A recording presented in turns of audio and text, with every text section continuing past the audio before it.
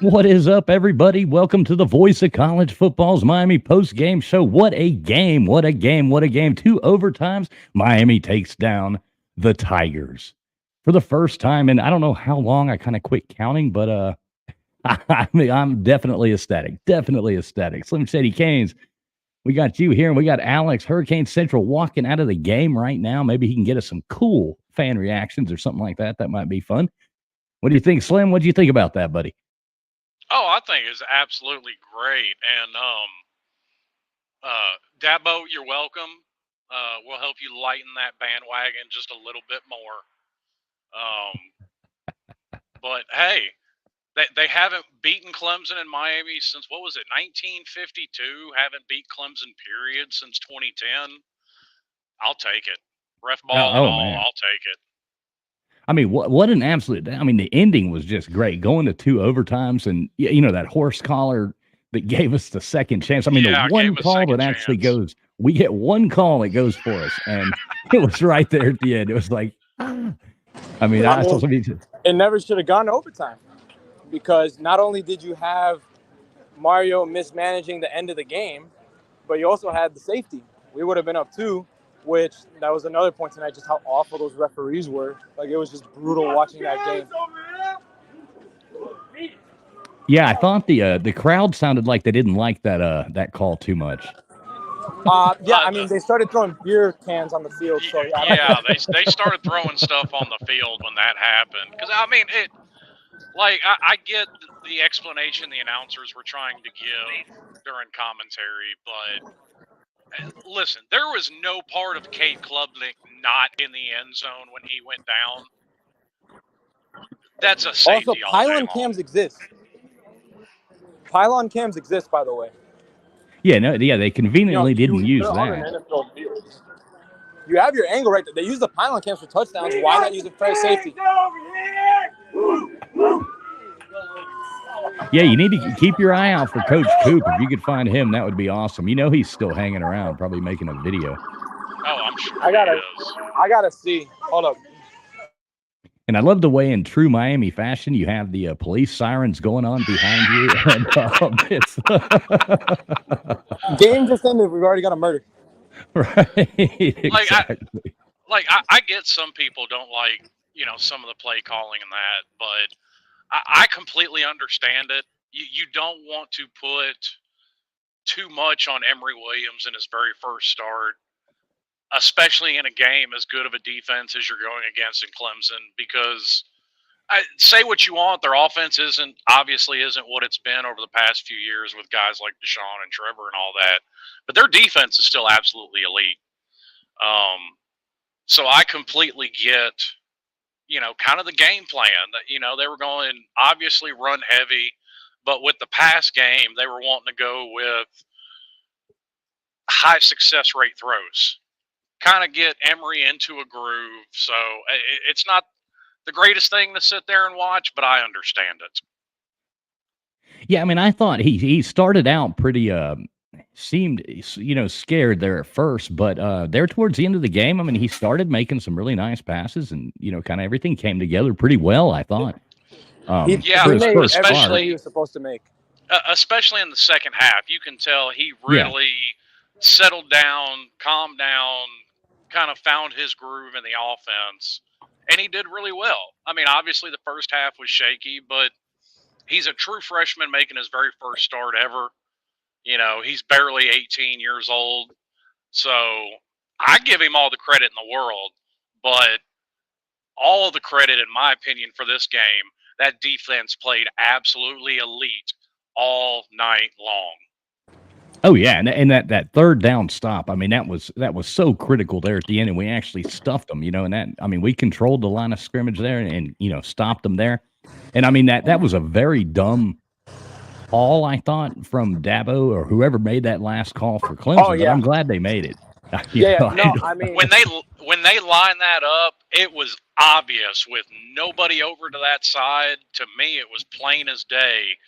This isn't my Klubnik. It's Klubnik on an option route. And as soon as I saw Corey Flagg, and I'm glad it was Corey Flagg too, because Corey Flagg has caught a lot of crap since he's been there. And to me, this season, he's actually played really well. And then to get that final stop tonight, put the nail in the coffin of that game, shout out to Corey Flagg. I was really glad to see that. Yeah, most definitely. I mean, he did lights out, I mean, I really can't say, a bad thing about this game. We had a couple calls go against us that, were aggravating, but, here we are at the end. We haven't beat Clemson you said since 2010? I think that was the last time we beat them, yeah. Man, yeah, I wasn't even watching Miami football in 2010. I was 7 years old. I was 7 years old, and now I can legally drink. That's how long it's been. You're making me feel old, man. I know, man. I was already out of high school in 2010. Oh my God. I graduated high school in 94. I was 20. Let me think. 6, 7, 8, 9. Jesus, I was 22 in 2010. Yeah. So that's been a while. It's been a while. It's been a long time coming, and I'm just so glad I won a $2 bill off this game that I've had to give away for the past 2 years, and right. So yeah, I'm really happy. I couldn't be happier. Oh, I am too. Shout out to Pigskin Pete. I had a bottle on the line with him for this game that I won, and not to mention he should be live right about now. Old Jordan Bowman over there on the Clemson postgame show decided to get in a Twitter argument with me. That was also a poor life choice, sir. Oh, see, I really hate I missed that one. See, Slim Shady Canes, he's new to Twitter. I wasn't checking mine out, but what is your Twitter handle, Slim? Just so people it is know. Slim Shady Canes. Okay, at Slim Shady Canes. You need to make sure you follow that. Brennan, can you highlight this comment from Dominique Harris? All right, let me scroll down. I was going through. George asked who won. George, we did, believe it or not. Is it all the way at the bottom here? Wow, I missed a whole lot. Dominique Harris. It's near the bottom. Basically, it says Hurricane Bane for president. Oh, yeah, here we go. Okay. Bane, yeah. Ruben Bane is probably like the best freshman in the country with how he's been playing. That kid I wouldn't argue with that. That kid has a motor, and for everyone out there that didn't want to give him that 5th star, he is proving you absolutely wrong. I mean, the plays that he made tonight, I mean, he forced the fumble. I think he had also the big sack either in overtime. No, it was in overtime, yeah. He had the big sack in overtime. Like, bro, oh, my God. Fucking asshole, bro. I'm going to die leaving this stadium almost like last time. No, it's that this dude was switching lanes and he switched back. Oh, my God. Miami drivers, guys. Is this no blinkers? No blinkers. Is this like the 3rd time I've almost died on one of these streams? I know. It seems like every time you're riding home from the game, there's like horns honking, and you're getting run off the road. It's angry Cubans. That's what it is. It's my people. But yeah, wasn't who were we just talking about? Bane? Wasn't he one of those ones that started out as like a 5-star and then they changed him to a 4? Or no, he was never a 5-star. Okay. Despite this kid putting up like 28 sacks in his junior and senior seasons, just the fact that he was a little bit on the shorter side, they never wanted to give him that 5th star, even though he was clearly the best pass rusher and defensive lineman probably in the country out of high school. Wow. He's out of here in 3 years. He absolutely is. He's out of here in 3 years. He's going to the NFL, and he's going to be a first-round pick because he is just an insane talent and an insane player. And also, I was muted when you guys were talking about this, but shout out to Emry. He didn't have his best game, but I heard you guys talking about it. It's not on him. It's a true freshman starting against a really good defense. That's his first start. I mean, he even said it after the Miami-Ohio game. The game moves so much faster, and that was against Miami-Ohio. So I can only imagine how that was looking out there against Clemson. And, yeah, he was shaky to start. He had some bad throws, but he made the throws and the plays that were needed. A couple fade 50-50 balls to Colby Young, especially the one in the end zone, the one down the sideline on a big 3rd down. He did everything we needed him to do. in order to win that game. And it's just, I have nothing but praise for him for coming on and just showing absolute guts. Yeah, I completely Yeah, agree. 100% agree. Yeah. And I also see what some people are saying with the Shannon Dawson screen game. Should he have maybe dialed it back a bit? Yeah. But, you know, we kind of saw what happened when he tried to go vertical a little earlier with Emry, where he threw that really bad pick. And it was a really bad pick. But again, like, he made up for it in every way. Yeah, and I was talking about that while you were muted, trying to get back to the car. I don't necessarily agree with all the play calls, but I understand it. Trying to get Emry comfortable. Yes. You know, and especially going with a lot of passes that have a higher completion rate, because you want to get him, you know, into a groove. Yeah, and you want to get him some confidence too. You know, like feeling, exactly. You know. Exactly. And like I said, do I particularly like it? No, but I understand it. Yeah, and, you know, I just hope this kind of shows those Kane fans a little bit that we're calling for Emry to be the starter over TVD and bench TVD. Look, man, like, experience is important. You can't just plug a true freshman in there. Tonight we came out with the win, but a lot had to go right. If this was teams past with the defenses we've had and the locker room issues that we've had, we would have been blown out, probably not by 30, but probably something like 28-3, 31-3. Yeah, it would have been just like last year. Yeah, I made this point. I made this point during the game. I didn't put it on Twitter. I was talking to somebody else that was live. There's a level of fight in this team that you haven't seen out of Miami teams. God, probably going back to Randy Shannon. No, I'd say Mark Richt, because Mark Richt in 2017, his teams would fight. Yeah, because there were a lot of close games in 17. So at least going back to 17. And even like some people might disagree, but Manny's last year, there was a lot of games, and then some games with Manny. I mean, if it was a game that got really out of hand, we would kind of lay down. But there were some games, I think back to Virginia Tech, like 2019 or something, where we're down like 28-0, and we come back and almost win that game. And there was a few games with Manny, like, but it is at a different level. I mean, I don't really think I've seen a second this year where this team has really quit. You know, they fought back in a tough situation against Georgia Tech and should have won that game. They were fighting the whole night against North Carolina.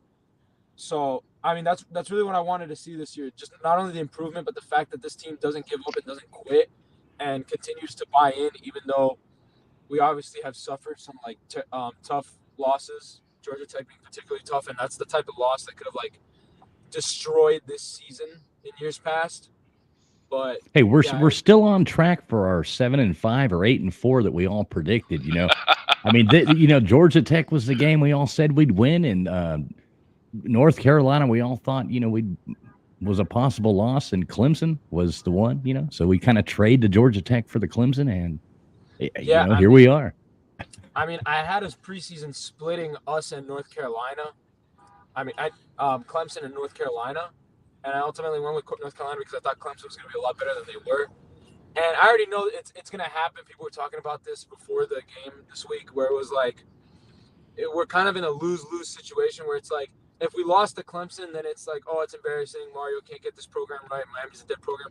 And then if we beat Clemson, it's okay, yeah, but Clemson's in a down year. Who cares? It's not that impressive of a win, even though everyone wants to hype it up for Florida State, but whatever. Well, see, I actually disagree with that because Josh Payton talked about it this week. Well, Josh Payton talked about it this week. Joel Klatt talked about it this week. Because both teams were in such a similar position, I think this was kind of a must-win for both of them. And you can draw a lot of parallels between these two teams. I mean, and we saw it tonight. Both offenses have been struggling. Both defenses are playing absolutely elite. Neither one is a bad football team. No. Both us and Clemson have lost games that we should have won. Yeah. And, it was a pretty, obviously a pretty well-matched team. It's like both have offenses that need some work and both have defenses that are exceptional. Very good. Yes. I just want to say, I want to say two things real quick. One, I'd like to get Pete's reaction from when they fumbled on the 1 yard line, because I was laughing my ass off in the stadium thinking back to the Duke game where they did it like 3 times. Yeah. And two, I just want to make a quick comparison. If you look at this, like Clemson, sort of the fall from grace they have, it's kind of reminded us of us a little bit, in the sense that, you know, they won a national title. We won a national title. In their case, they won 2. But then you sort of had the steady decline in sort of the losses. So you win the national title, then you lose in the national championship game, then you lose in the semifinal, then you go 10-3 with sort of like pedestrian to borderline bad offenses that we had with guys like Brock Berlin and what was the other quarterback? The blonde one that was like Kyle Wright. Thought he was gonna be the great. Yeah, Kyle Wright. And then sort of it just kind of implodes into like a mediocre season. And you know, I think Clemson is still good enough to finish maybe 9-3 if everything goes right and they sort of pick it up. But it sort of seems like they're on that trajectory where Dabo's kind of doing the same thing Larry Coker was doing, where it's the failure to adapt and to change things up.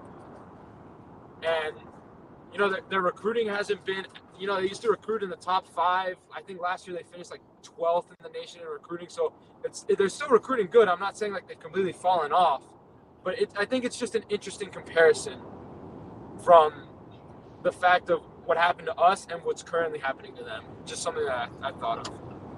Yeah. Well, something else about tonight I wanted to touch on, because we can't just talk about the good.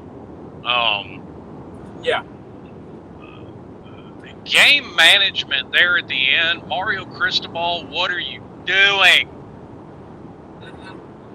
I had this comment ready to highlight just because I knew this was coming up. CJ, Yeah. Exactly, CJ. I mean, What are you doing, Mario? I mean, this whole they had a timeout. well, not even the timeout. With the clock running, why is everybody huddling up? Yeah, that 20-second huddle was absolutely ridiculous. It was like, what are you Yes. doing? You could have ran 2 plays.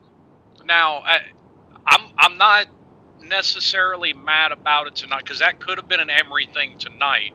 But this isn't the first time we've seen this season. Just absolutely bleeding time off of the clock that you can use to move down the field.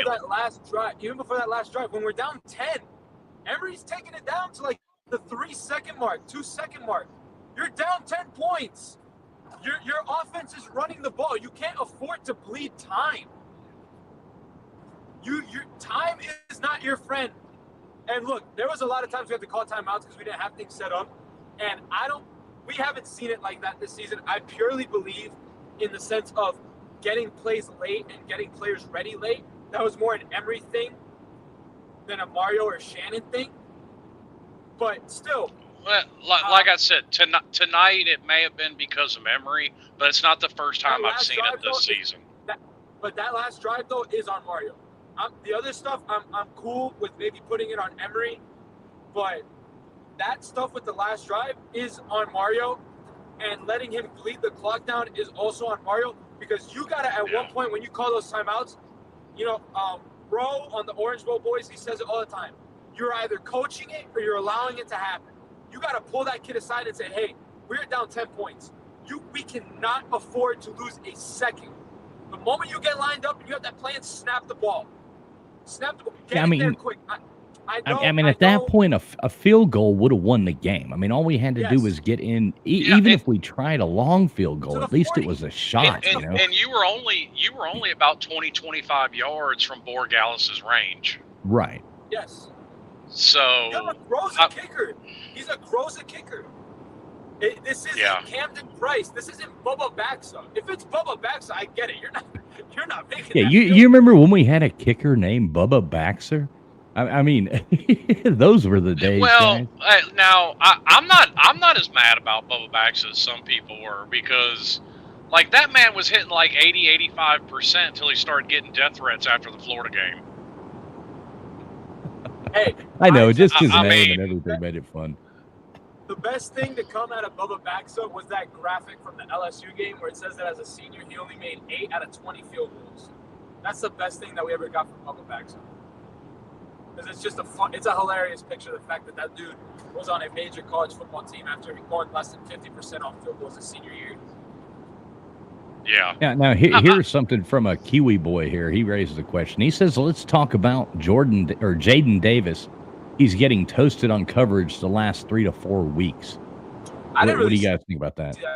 Tonight, I didn't really see that tonight. They tested him, and he held up. It was more so last week. Last week, I could say yes. Tez Walker took him into a woodshed and beat the hell out of him. But no, tonight I think Jaden Davis did fine. I don't think it was Texas A&M level where he had this exceptional game, but he did what he was supposed to. The whole defense did what they were supposed to, and then some players did more, like Ruben Bane. The whole defensive line played great. I mean, Slim, we were talking about this. I don't know if it was off the air. I don't know if it came on the show, but you were worried about Maffa, especially after last week with how Omarion Hampton sort of just barreled through us. We kicked the shit out of them in the run game. They could not move anything on us. Not Will Shipley or Maffa. Well, you know, it's kind of funny. I remember before this game, I remember listening to Pete talk, and he was talking about how dominant Clemson was going to be on the line on both ends, and I didn't see that at all. I mean, I actually think Clemson's offensive line has got problems, and I mean problems. I mean, they've never really had elite talent on the offensive line. I'm not saying they've never had a good or great offensive line, but it's something that people have brought up for a little bit with Dabo, where when's really the last time they've had like an offensive lineman drafted in like the first 3 rounds, or like really just like an elite guy? Because they've had it at the defensive line with guys like Christian Wilkins, and I'm sorry I don't know every Clemson defensive lineman that's been drafted, but I know they've had a lot, okay? But you've never really seen that with their O-line, which is interesting, and that kind of showed tonight. I'm kind of surprised they didn't take a page out of UNC, where they ran a little bit more up-tempo whenever they got those big plays. Because that's what killed us last week with the UNC game. Yeah. But yeah, overall, I think, like you guys said, the defense was absolutely elite tonight. Besides some obviously like coverage busts, but they played excellent. I think this comment here from Dominique Harris kind of sums it up, and I've said it at a few points since Cristobal's been here, and it seems like this year more so.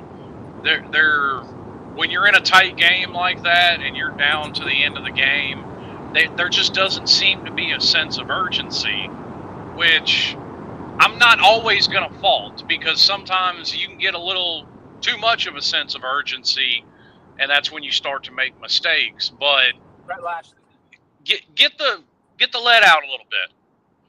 Yeah, he always stands there with that, that like we were talking about last week, with that weird, you don't know if he's smiling or he just kind of has that look of, and you're like, come on, let's go get the lead out of it.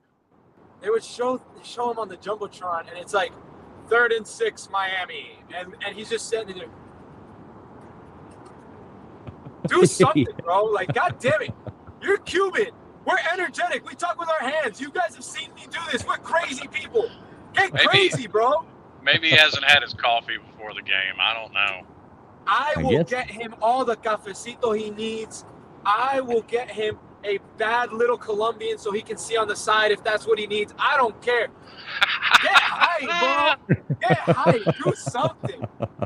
Hey, you know what, though? Something else. How about that run game tonight? How about Don Chaney averaging, 5 yards a carry? Yeah. And where was that versus Georgia Tech? I mean, I understand it was raining in that game, but I mean, Georgia Tech is like one of the worst run defenses in the country, but tonight it makes no sense. Yeah, it absolutely makes no sense. And tonight we were lights out. And then you go up against Clemson's D-line with 2 linebackers that were projected first-round picks. I don't know if they still are, but they're still very talented players. Whatever. You can't run the ball against Georgia Tech and North Carolina You average like 3.5 yards an attempt in both games. And you come out here against, a top 5 defense in the nation, arguably a top 3 front 4 in the nation, and they can't do anything about you. You're running it down their throats, and there's nothing they can do to stop it. Yeah, it was beautiful tonight. Also, where was Henry Parrish? Where was Henry Parrish? I don't know. I noticed that. There was definitely Henry Parrish. But, to his credit, and I've always been a Chaney guy since he got here, Chaney took up the slack, A.J. Allen took up the slack, and he was running a whole lot meaner than his size. I got to give him credit for that. Also, Mark Fletcher was out too. He's been out for a few weeks. He got injured. I remember when he got injured. I can't remember which game it was. I think he got injured against Texas A&M, came back against Temple, and I think he might have gotten re-injured against Georgia Tech. But yeah, me and my boy, I'm not with my girl today, but me and my boy, we were there, and a lot of people were complaining, like, oh my God, we're just running it. And me and him were like, do it, keep running. We're getting 5-6 yards.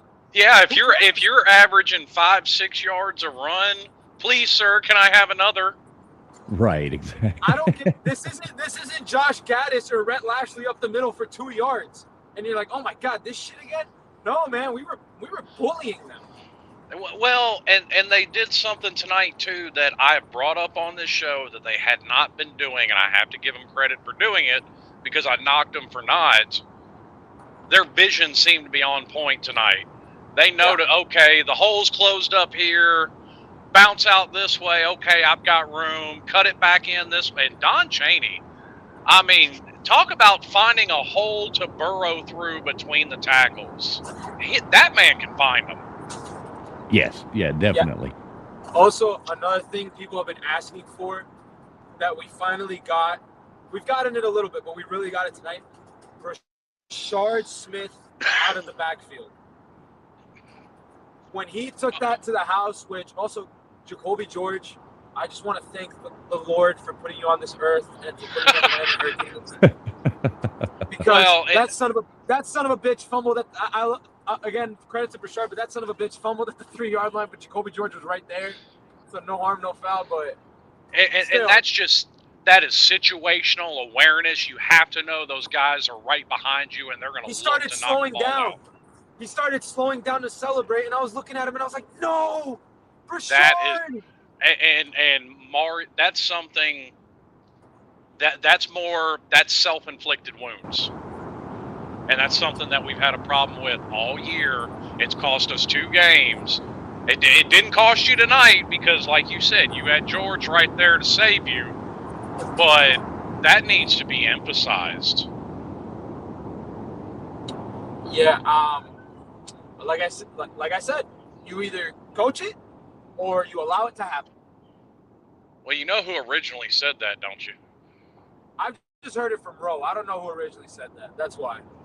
You want irony to come kick you right in the teeth? Mario said that in that 30 for 30 about Jimmy Johnson. I like the way we have Brian Taylor coming in here. He says he must have just joined the show because he says, have we discussed the time management in the fourth quarter yet? Yeah. Oh, yes. We ripped them a new one for that one. Oh, yeah. Good Lord. Also, Slim, speaking of Jimmy Johnson, I'm so glad I was wrong on my tweet. You saw it where they were going to honor Jimmy and Dennis Erickson. I was like, man, we're going to get a curb stomp tonight because every time we honor someone, we lose in the most bullshit fashion. It was Bryant McKinney too. Bryant McKinney and also. Jeremy Shockey was there too. I saw all these people and I was looking around. I was like, oh my God, we're gonna lose so bad. But now I do want to say, like, regardless of, Clemson might be a little bit down, but this is, kind of a good marquee win for the program.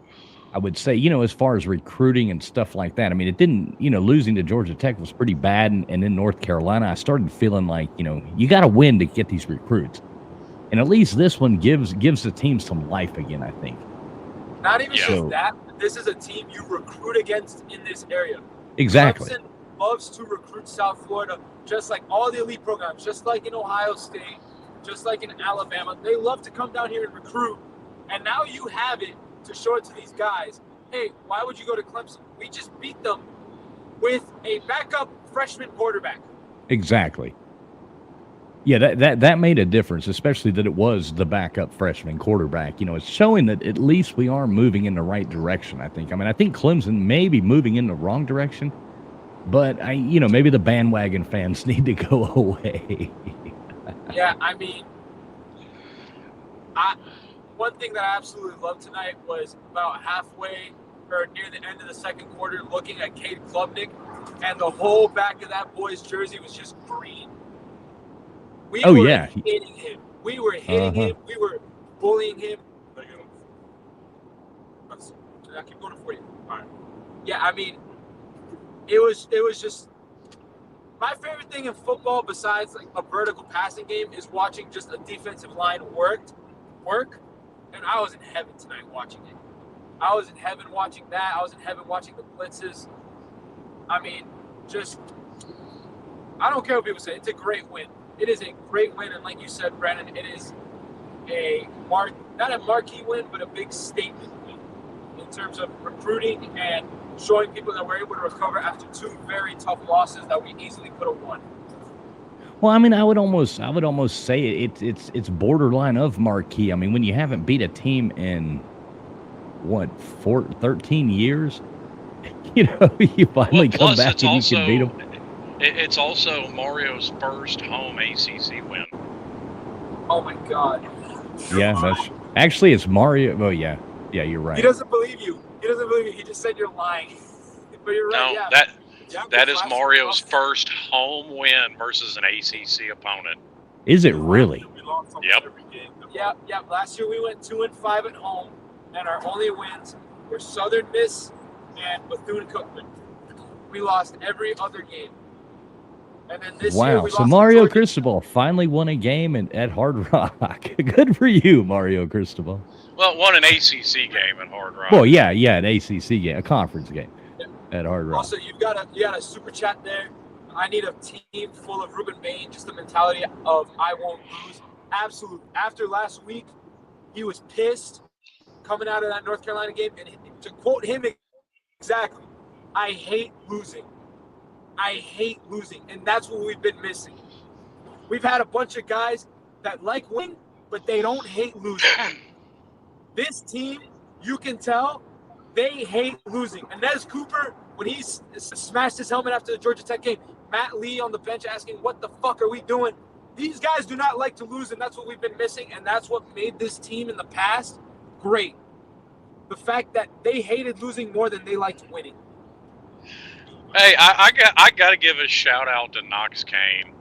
Well, we got to have a Debbie Downer in every bunch. So congratulations. Knox Kane gets our Debbie Downer award for the evening. We get it, sir. Your feelings are hurt. Somebody hit your cat and kicked your dog. It's okay. We could have that. We could have the Debbie Downer award every week.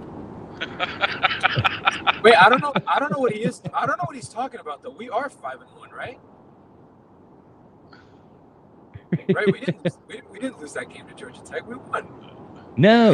Yeah, we won that game. Knox Kane lives in an alternate reality. How are we supposed to take a knee tonight? We stuffed them on 4th down. That doesn't make sense. How would we knee? Mm-hmm. Confusing. Oh, wow. But yeah, thanks. Big shout out to Primetime Rambo, man. Appreciate the super chat there. Totally agree with you, brother. Well, and I agree with his point too, and that's why that's another reason why I don't have the patience to follow recruiting like some people do, because a lot of course all the hype just goes around the 4- and 5-star players, but I mean, you can absolutely, and this is something that I truly believe Mario does have an eye for, is finding those diamonds in the rough and those guys that just have that attitude of, I'm not going to lose. Yeah. So, yeah, give me a team of guys with the same mentality as Ruben Bane. Okay.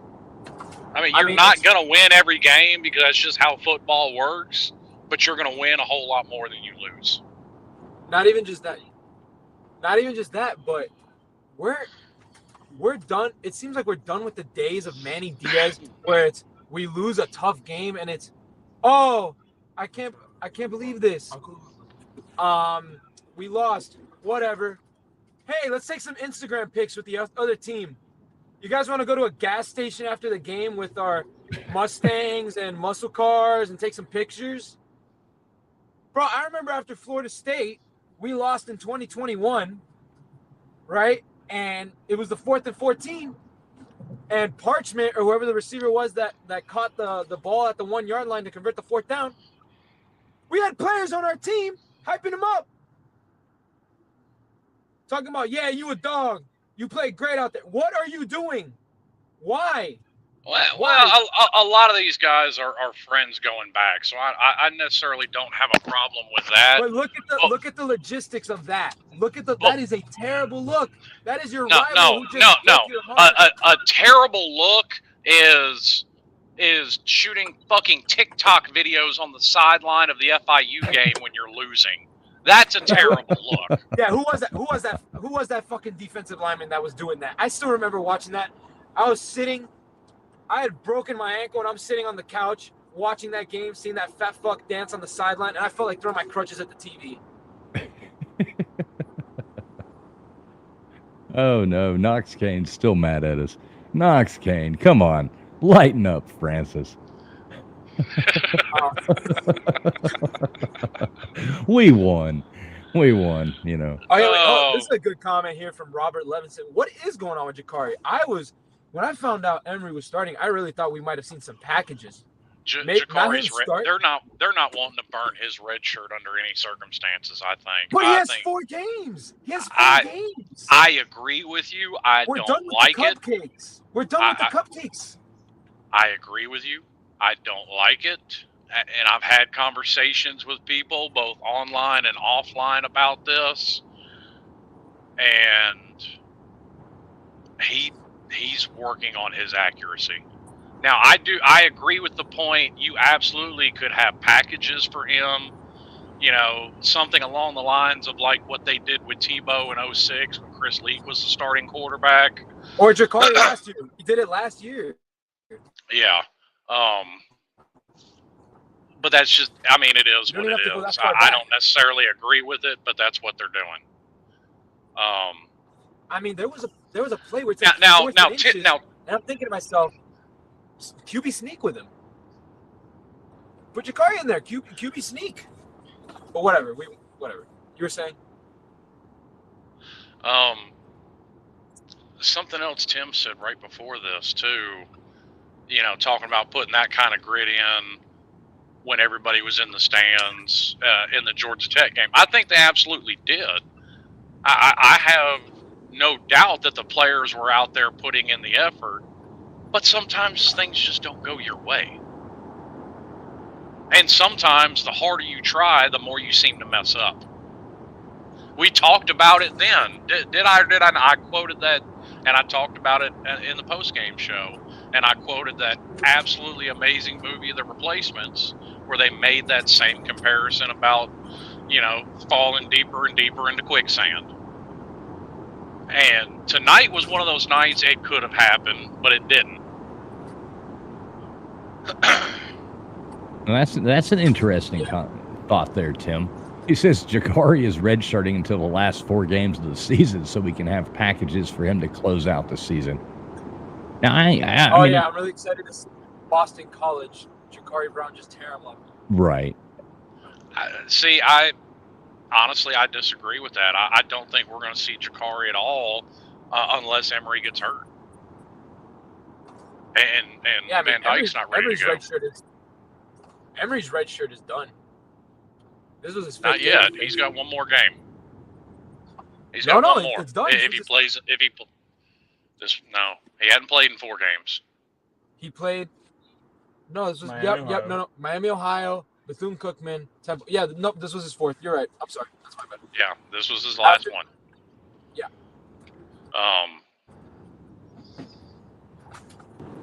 Now, once again, I'm not against putting in Ja'Cory Brown in some packages.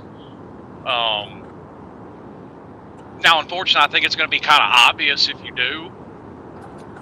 Yeah. You know, because why else would Ja'Cory Brown be in there? But I'm not against it either. I really am not.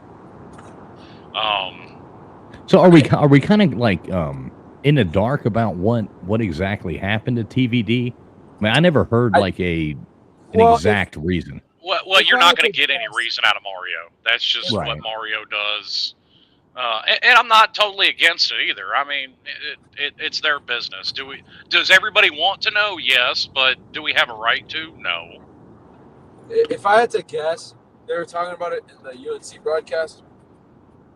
Tyler last week was dealing with a knee injury, and it was sort of acting up during the UNC game. I feel like he might have aggravated it more during that UNC game, and that's what kind of forced him not to be able to play tonight. But again, I'm not pretending like I have inside information or. Well, he seemed all right going into that game, but he took some hits in that UNC game and started limping. So I kind of feel sorry for him. He seems to be a little bit accident prone, you know.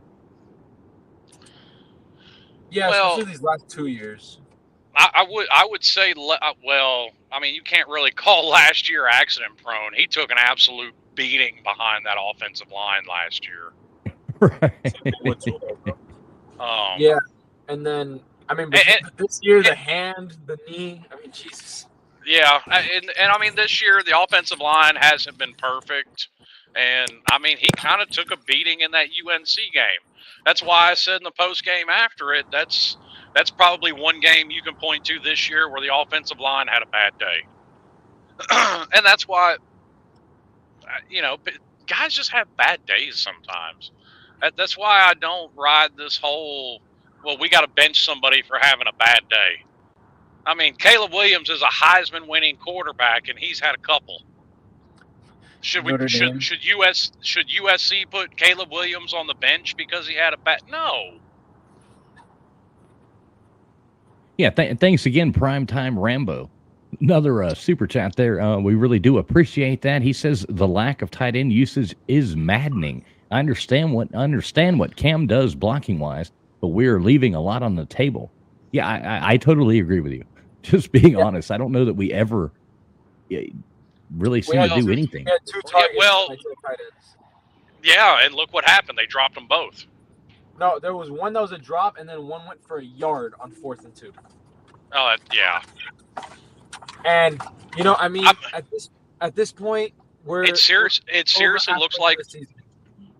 looks like Arroyo is the only tight end on this team that's got a set of hands.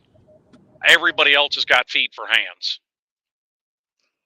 But then again, I mean, when you don't throw it to him hardly at all, it's, you know, I mean, there is the thought to look at it that way too. If it's not all of a sudden out of a blue moon, you get this one pass, you know. Yeah, well, and you get used to doing something. And I'll also make an exception for Riley Williams as well because he's a true freshman. So, you know, I don't expect a whole lot most of the time out of true freshmen. Some people come in and do great. Some people don't as true freshmen. It just is what it is. We've seen it obviously on this team. Riley Williams, so-so. Ruben Bane, come in and done great. And that's just the way the cookie crumbles with true freshmen putting them in the games. And I wouldn't even have been mad. I'm not even mad about, you know, necessarily saying Riley Williams didn't have a good game today because this is a elite defense that he's lining up against today as a true freshman. Right. Yeah. I mean, that's. I'd like to see. I would like to see more tight end play though. I agree. But, you know, I mean, I absolutely would too. It's just, you know, a lot of these guys seem to have feet for hands, except for, you know, Arroyo. And I mean, he came in the game a little. I'm kind of curious on what's going on with him. So did you see any difference this week with like Restrepo getting getting less passes, or? I mean, I think it was just the fact that we weren't really running the Yeah. passing game that we would normally. There was a lot of screens, and then a lot of 50-50 balls aren't going to go to X, who's like a 5'10" receiver. It's going to go to someone to Jacoby, who's 6'4", 210 pounds. Yeah, he was. I mean, we really just kind of this week traded out X for Young. To be honest with you. Yeah. Which, I mean, once again, every quarterback has a favorite receiver. But, I mean, even then, to me, it kind of makes sense that, Riley Williams is going to target his biggest target. You mean Emry Williams? Oh, yeah, Emry Williams. I'm sorry. I got Riley Williams stuck on my brain. Yeah, I mean, it's not really anything indicative of X, or I don't want to lend some stupid argument to the whole Tyler only goes to X crowd. Well, obviously that's why I brought that up, because that's what we always hear. So I just wanted to, throw that out there. And there's a nugget of truth to it. Is it as bad as some people on the internet try and make it out to be? No, it's not at all. Yeah, look, I mean, just like anything, it's not as bad as some people make it seem, and then it's also like it's not a thing. Like it is. Yeah, it's not non-existent. It's in the middle, and nobody's making that argument. No, yeah, I mean, we said it. Yeah, he goes to X, but guess what? X gets open. Is there sometimes, like in the North Carolina game last week, where you have Isaiah Horton over the middle open, and you throw to Xavier Restrepo, who's not even looking at the football? Yeah, that's a problem, but whatever.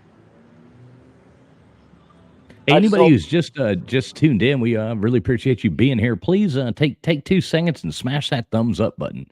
We don't really care. It really doesn't make any difference to us, but it really does help the YouTube algorithm and help get the show out there. So if you haven't hit the thumbs up button, or you can hit the thumbs down if you don't like the show. Either way, just the interaction really does help get the show out there. We would appreciate it. Thank you. Yeah, and Stephen Law is absolutely right. I mean, they definitely, which needed to be the game plan. They leaned on the run game to set up the pass. And I noticed it. I'm sure everybody watching noticed it. The commentators noticed it because they said something about it. They kept running the ball to bring up those safeties. And also Clemson started stacking the box, so they had true one-on-one coverage. And that's what opened up the pass game. So it's kind of a testament on what this team can do when they're able to effectively run the ball. There was literally some plays where I was looking at Clemson lining up, and I was like, they don't have a single body back deep. Everyone is in the box. And even on those plays, we were able to pick up like 5 yards, 4 yards. Yeah. And that's why I've kind of harped on the run game that I have, because it's been missing the past couple of weeks. And then you go against what may be the best front four in the country, and you're able to just run it down their throats, and there was nothing they could do about it. Yeah, I mean, people were bitching and moaning about Dawson and the screenplays and all that stuff, and I said it. Did he maybe use the screen game a little too much? Did he indulge in it a little bit too much? Yeah, we can make that point. But he did everything he was supposed to do with a true freshman quarterback, making his first start against what you said, and I said, a top 3 front four in the country and a top 10 defense in the country with good corners. We saw what they did against Florida State for most of that game, being able to hang with Keon Coleman and the other guy that just drops the ball all the time. I'm forgetting his name. The corner you're talking about is Nate Wiggins. No, not the corner. I'm talking about the receiver that drops the ball all the time. Yeah, I know, but I'm just saying the corner you're talking about is Nate Wiggins, and that's a first-round draft pick all day long. Yeah, he'd be going in the 7th round if they actually called the penalty on him, but whatever. And I'm gonna say this too, and like this isn't the first time. Nate Wiggins gets away with a lot of unsportsmanlike conduct. Bro, did you see what he was doing to Isaiah Horton? Man, did you see when he got who was it? Was it The Smith? ref was No. right there. The ref is right next to the ref is breaking it up, and he's in his face. Meanwhile, 2 weeks ago, Corey Flagg just stands up in the end zone, and it's a taunting or unsportsmanlike conduct. The ACC, it's never going to happen because I'm not going to make that example, but there's just a lack of accountability where they just do not hold their refs accountable. They don't with the terrible calls they make. That's not just the ACC. I mean, that's everywhere. And it's not even in football. I mean, it's gone into it's well documented in baseball. It's kind of bleeding over it. It's kind of bleeding over into hockey. Refs, period, are not held accountable for their absolute screw ups. And listen, I'm a big proponent of, if it doesn't affect the play, leave the flag in your pocket. But at the same time, I mean, just blatant. I mean, there was at one point Wiggins got away with a pass interference in the end zone and was sitting there jaw jacking in his face. Yep, that's the play I'm talking about. And the ref is right there. He's in front of him. He's the one breaking it up. If that had been, it was on Colby Young, and if that had been Young doing that, that would have been a flag all day. Yeah, I thought I was waiting for that flag to come out for the taunting or like if we did that, the flag would have been thrown. But like I've been on the internet arguing for years because Miami fan, the whole world's against Miami. I mean, I can't argue that tonight. Yeah, it's bad when Slim, who's the guy, it's like, I don't try to blame the refs, I put it more on us, is out here shitting on these refs. That's how you know it's bad. I mean, the 2-point, or not the 2-point, the safety. The safety was, to me, God. I mean, absolutely obvious. And even to listen to the announcers, it's like they try to find every which way to justify, they were saying at one point that his right foot isn't in the end zone. It's not about the right foot. The ball, both his knees, all of it is in the end zone. He's running back. Look, I get it. If he was thrown in the end zone and he's standing at the 1-yard line, that is obviously not a safety.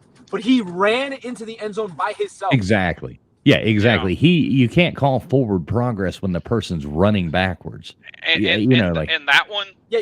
If he's standing on the 1-inch line and pushed back, then but no. That one in particular, though, you can't even put on the refs because the refs don't make that call. Somebody at the ACC office in Charlotte makes that call. But wasn't it? Well, I mean, the original call was that he was down at the one. Correct. Yeah. So I mean, that was the ref right there. Yeah, but once it's reviewed, ACC office is the one that makes the call. Honestly, with the ref part, I'll hold the same philosophy that I hold in terms of like interceptions, where it's make the call, like just make whatever call on the field. Like with interceptions or fumbles, it's like where they let them. Well, most of the fumbles where they let them play, because they probably knew, this is gonna get reviewed. Let's not call a safety and like mess with the flow of everything and just mark him down at the 1. I can be okay with that, but it is absolutely asinine the fact that they reviewed that and they say, yeah, I'm okay with them.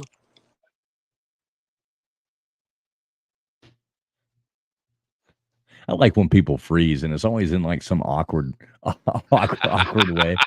You can there you go. He's back. Okay, you're not frozen anymore. Yeah, nobody ever freezes in like a good view. But that's safety to me. Falcon, you were absolutely correct. The safety was a safety. I mean, either way, at the end of the day, we won the game, but it's still aggravating. Yeah, I don't know, Tim. We were talking about that earlier, and I remember Mark Fletcher getting injured and going down, and of course Mario doesn't say anything about it, but it didn't seem that bad at the time to me. I mean, then again, I'm not a doctor, YouTube, in case you're listening. Not giving out medical advice. Wait, you said you're on Twitter right now, so I mean, if you join Twitter, then you're Also, obviously a doctor, a lawyer. You have a Brendan. degree in everything. You know, all you got to do is make a Twitter account, so. Brendan, and you become an expert in absolutely everything in the world. Did you email the link? Because I'm home. I'm just gonna hop on my computer. Yeah, email it to you as well. And this comment here by Dominique, at the very bottom, when they blew that play dead, when Williams picked up that fumble in the end zone, nobody would have caught him. Why are you calling that play dead? And then you still called it a fumble, so you knew it was a fumble. Why are you calling that play dead? Right. See, I meant to bring that up as well. Thank you, Dominique. But that was something that I meant to touch on. I need to start making notes throughout the game. But yeah, when he fumbled that, I needed to. He fumbled that ball, and we pick it up. And it was kind of a comical thing too. Like the guy got the ball, he didn't even realize. He stood up and looked down. He was like, "Oh, there's the football. The ball's there." Right? Yeah. So he's like, he picks it up. He's kind of like awkwardly, like slowly picks it up, and it's like, and starts going down the field. And then as he's going down the field, they call it dead. And they should let that play go. There's no reason in the world why they should, call that play dead. Especially when you are calling it a fumble, which is what it was. That ball was clearly coming out, before his knee was down. What? I don't understand it. I really don't. And yeah, nobody would have caught him. Nobody knew where the ball was. I mean, he walked out of the end zone, and he could have walked down the field probably and scored a touchdown. Well, Falconer RX with the 305 super chat. I think he's absolutely right. We're getting penalties for shit we did back in the 80s. Exactly, Falconer TRX. We definitely are. Appreciate the 305 there too, brother. Really do appreciate it. No, Tim, he was not down on the ground when he picked it up. He realized that he was on it, stood up, grabbed the ball, and that was actually a heads-up play by James Williams by getting up and then grabbing the ball, because apparently nobody else noticed it was out other than Will Shipley, who couldn't do anything about it. Yeah, he was, if I'm not mistaken, he stood up and reached down and picked up the ball. He did, absolutely, yes. And then started trotting out of the end zone with it, and then was kind of looking around like, and started running. Then they called the play dead. That's how I saw it, but I mean, yes. I'd have to go back and watch. But that absolutely is. I saw the same thing. I mean, seeing it in person, I thought it was going to be one of those situations where we had the ball, but it was like, no, he was down, or no, it's a touchdown. It just came out when he broke the plane. But then we clearly saw it on the replay, which also, just a quick tirade. Clemson fans are probably the worst fans I've ever been with at a game. They are crybabies. They are petty. They are annoying. And I'm so glad that at the end of that game, my whole section was able to throw the U up in their face and laugh in their faces at the fact that they just lost that game. But yeah, I thought it was gonna be like a clear play where it's like, no, Clemson ball still, he was down, or Clemson touchdown. But I can't believe it didn't get reviewed. I was waiting for that. Yeah, and it kind of looked a little close on the review, but it was pretty clear to me that he fumbled. Yeah, fumbled. I'm sorry. I'm like, I don't know. Because I'm also reading the comments where it's refs took 2 to 9 points off the board. I can see that with the safety, but Falconer TRX, what would be the other 7? The James Williams fumble recovery. Nobody would have caught him. Yeah, I mean, was he down? Because I know there was one fumble where he wasn't? Okay. No, the one where Shipley fumbled, James Williams got up, picked up the ball, and then took off, and they blew it dead. That's the one we're talking about. I mean, even then, that's not 7 points. Caught him. I mean, that's not 7 points off the board, though, because we scored immediately on the next play. Like, we still got those points. You get me? I would get where it's like, oh, that's 7 points off the board, potentially, if we went 3 and out or threw a pick or punted, like, whatever. But we still got the 7 points. So in the end, it didn't hurt us too bad. But yeah, I'll take your word for it if you, because I can't remember between the emotions of the game and, not being able to see like multiple reviews like that. Yeah. Now, for as much as I'm complaining about the refs, there's plenty that didn't get called on our corners tonight too. So I think both teams have got an argument for the refs having a shit night. It's just the ACC refs at this point. It's just laughable how terrible they are. Yeah, they do seem to not be the best refs out there, but Well, like I said, they did a good job in the national championship game last year. You can point all across the country, and I agree with the point that it's just there's no repercussions for them. Yeah, and Stephen Long says, I believe our defense played like a championship defense. And exactly, Stephen, and that's what we were talking about at the beginning of the show was, our defense played lights out. You can't, you couldn't have asked any more from them. Yeah.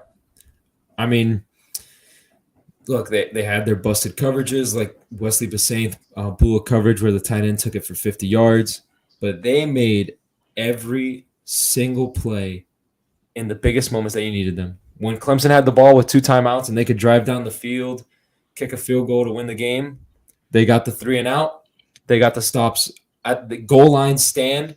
Yeah, it was a terrible play call by Garrett Riley or Dabo or whoever, which, Jesus, I guess they're allergic to winning in overtime this year with these terrible play calls they have going on.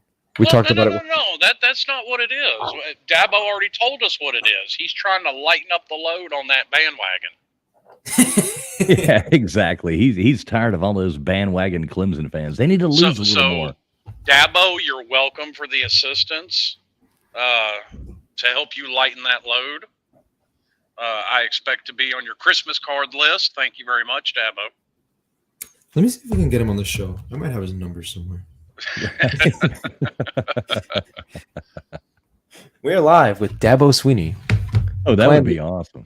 Well, and as much as we talked about Ruben Bane tonight, LT's another one. Yeah. Hunter Taylor had it. It was quiet because a lot of times, your guys on either side of the line end up making a quieter impact, but the reason the linebackers were able to make the impact they were was because of guys like LT tonight and Ruben Bane as well. Yeah. Alyssa, I love that comment so much. Which one is this? Let me scroll down. It's the latest one. He helped us fire Al Golden, so we helped him back. That is funny, Alyssa. Good to see you here, Alyssa. Yeah, I'm overall just happy as can be. I swear I started to feel like I might be having a heart attack during this game. It was getting me that I was sitting there watching it. But I said out loud 3 times, I'm scared. If you weren't a Clemson or a Miami fan, this was just a good game to sit down and watch. Oh, for sure. And win or lose, I'm happy with that.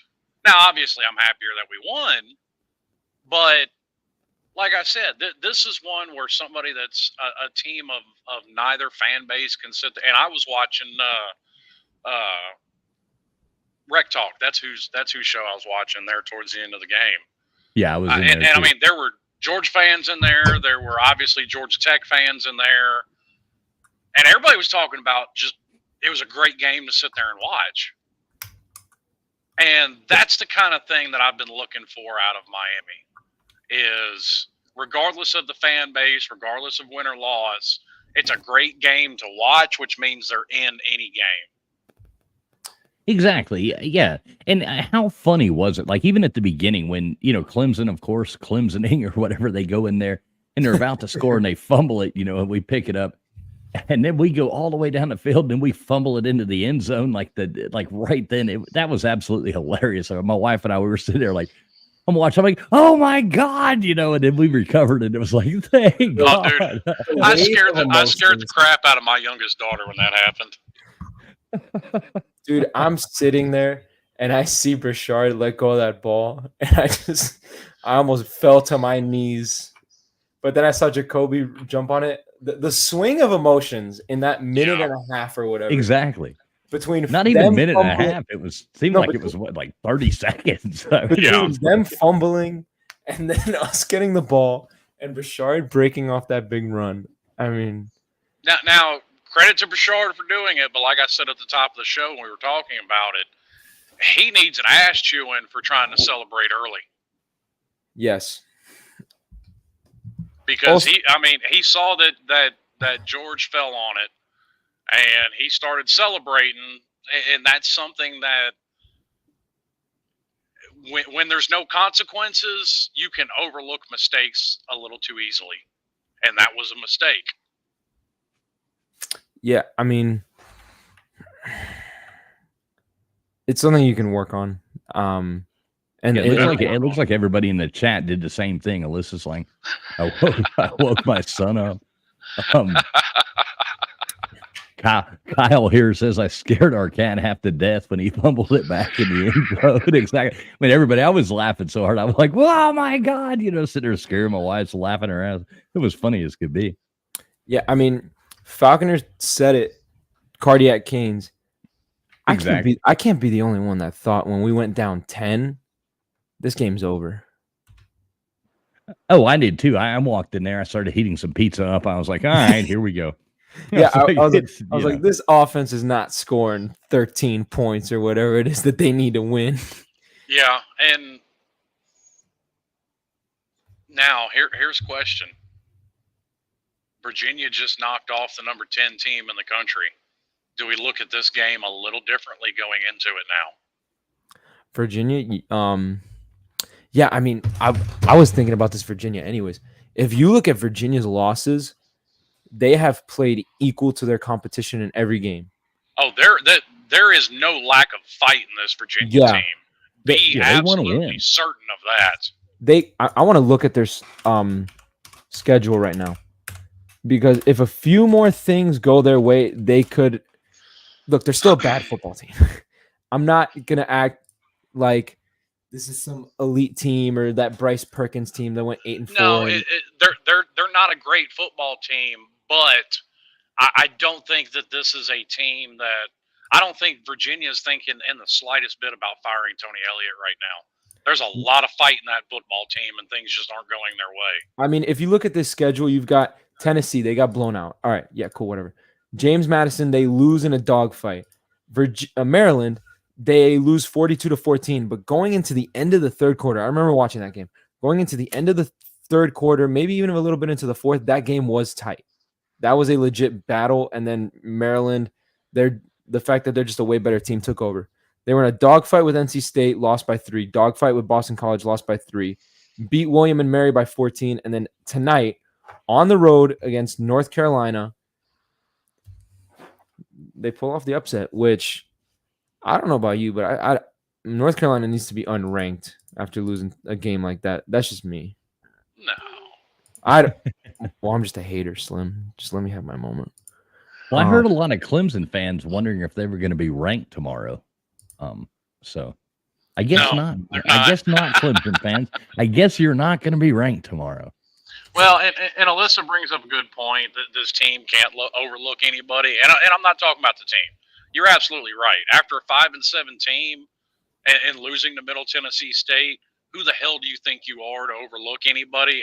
I'm just talking from a fan base perspective, because a lot of us in the fan base probably overlooked Georgia Tech, and I think the team may have, and they absolutely had no right to whatsoever. I'm very glad Virginia beat North Carolina tonight. Oh, it's awesome. Because not even just because of, mainly because of the funny of it, because it's just really funny the fact that they lost to Virginia, but also that it's a little something extra to wake us up and be like, hey, the team that we lost to last week, these guys beat them. Yep. Well, and it also just shows the nature of football any given Saturday. Yeah. Yeah. Let me, before I take this comment down, Falconer, big ups to your daughter, man. That's super cool. Freshman at the U. Told her this was a game to remember. She was at the game there. Alex was at the game too. That's super cool, Falconer. Congrats to you, man. And he says, hopefully your daughter's a good luck charm, so take her to every game. Right. Alex is obviously not the good luck charm, Hurricane Central here, because he goes to every game too. He's not our good luck charm. Maybe Coach Coop is, because he was there tonight. Yeah, Coach Coop. He was at the Florida State game when we came back in 2018. I remember that. Okay, maybe we need to like start a fund to get Falconer TRXs. It used to be RX, I think, but Falconer TRX and Coach Coops to every game. His daughter and Coach Coop to every game. That would be cool. Every year, there's a lonely little Coop looking to attend a Miami Hurricanes game. Right, we'll put a couple of flies on his face. For 2 cents a week. Help this poor boy. Well, and then there's also the fact, somebody brought this up in the chat, I didn't see who. Boston College, ran away on Georgia Tech today. Yeah, I called that. I knew as soon as we lost to those guys. I think I said it. I think I said it on here. I was like, whoever they play next week, which they ended up being on a bye, but it was this week. Whoever they play next, they're going to get ran out of the building. They're going to get blown out. And I saw it was Boston College, and I was like, it doesn't matter. I know we're going to – I know they're going to get blown out. If Georgia Tech keeps this playlist going, they should be up for a win next week against North Carolina. So North Carolina might lose 2 in a row.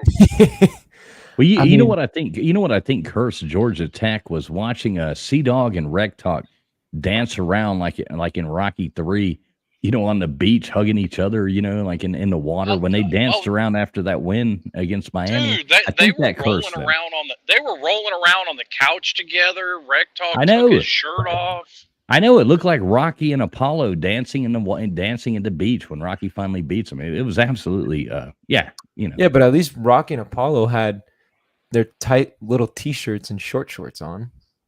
Yeah, they didn't have shirts on. Yeah, that's what I'm saying. I think it cursed them.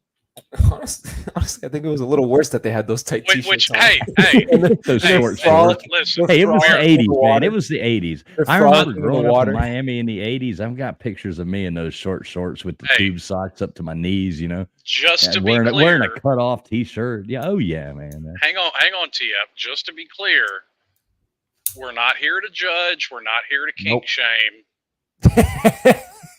This 2023, you do you, boo-boo. Exactly. No, this we're not. This is a PSA from the Mark Rogers College Football family. We are a very tolerant group of individuals. And Brennan does not represent our beliefs. We are so sorry. This is an official apology. I didn't say anything was wrong with it. I just said it might have cursed him. Dude, I just said it might have cursed. And like we've said, Mark Rogers has many post-game shows and everything, but I guarantee you we are the most fun. We absolutely. Everybody else is really. This is the most entertaining. Well, we could be like every other. We could be with everyone. So, Slim Shady Canes, how do you feel about the way that we played in the fourth quarter? Do you believe that we should have? Yeah, like I'm not going to come on here and do that. I'm going to come on here and tell you about, how Mark Rogers guy Ben runs around with Crocs with socks. Yeah, Ben is a Crocs with socks. I saw him in here trolling us. I love Ben, but he was on here, anybody that wears Crocs with socks and roots for fake ducks, they don't have a lot and I have it on good authority that his cat wears a tinfoil hat. Oh, that's interesting. All right, let me get the show back on track here. We've divulged into another tire. We got Falconer talking about fast times at Ridgemont High. Of course, we've seen fast times at Ridgemont High.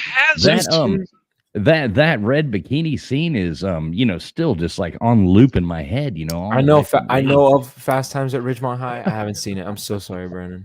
Now see, that is a movie right there. Once you see it. Anything else that you see Sean Penn in, you're just going to kind of cock your head to the side and go, Spicoli? Really? Yeah, you mean like, what's that movie where his daughter died? With Tim Robbins in it, yeah. Yeah, that movie's great. Yeah, but it's Spicoli. It's Spicoli, man. I can't take it seriously. You can't take Spicoli seriously as an Irish gang leader in Boston? Hey, can we get Forrest Whitaker as our running back too? Forrest Whitaker is our running back. He was in that movie. He was the running back in that game. No. Yeah, he was. Is that why his eye went all cattywampus? It might be. CTE. 2 minutes. Sorry, we get sideways, people. It happens. Pretty soon, Slim's gonna start talking about the Ohio State quarterback from 1969. I mean, I could regale you with stories about how I've thwarted 3 alien abductions. Hey, there we go. Now we'll have George popping in here now. I don't know what I don't know what goes more off topic, us or an episode of Joe Rogan, because it feels pretty close. This is like if a Voice of College Football post game live was run by the gang from Always Sunny in Philadelphia. Wait, am I Charlie? You are Charlie. I don't want to be Charlie. I gotta be Dennis. I gotta be Dennis. My favorite. Sorry, scene Slim, you're stuck being a Frank D or Mac. My favorite scene from Charlie is when he's at that place with Frank, and he's like, "Oh, dude, they have mixer," and Frank is just like, no, it's just orange juice. He's like, "They drink straight mixer? They do that here?" I love that show. You know, there's a new season of that out. It's actually pretty funny. I just love the commitment to the bit from Mac that he was willing to get so goddamn fat just for a joke. I've watched lose it all. Just destroy his body.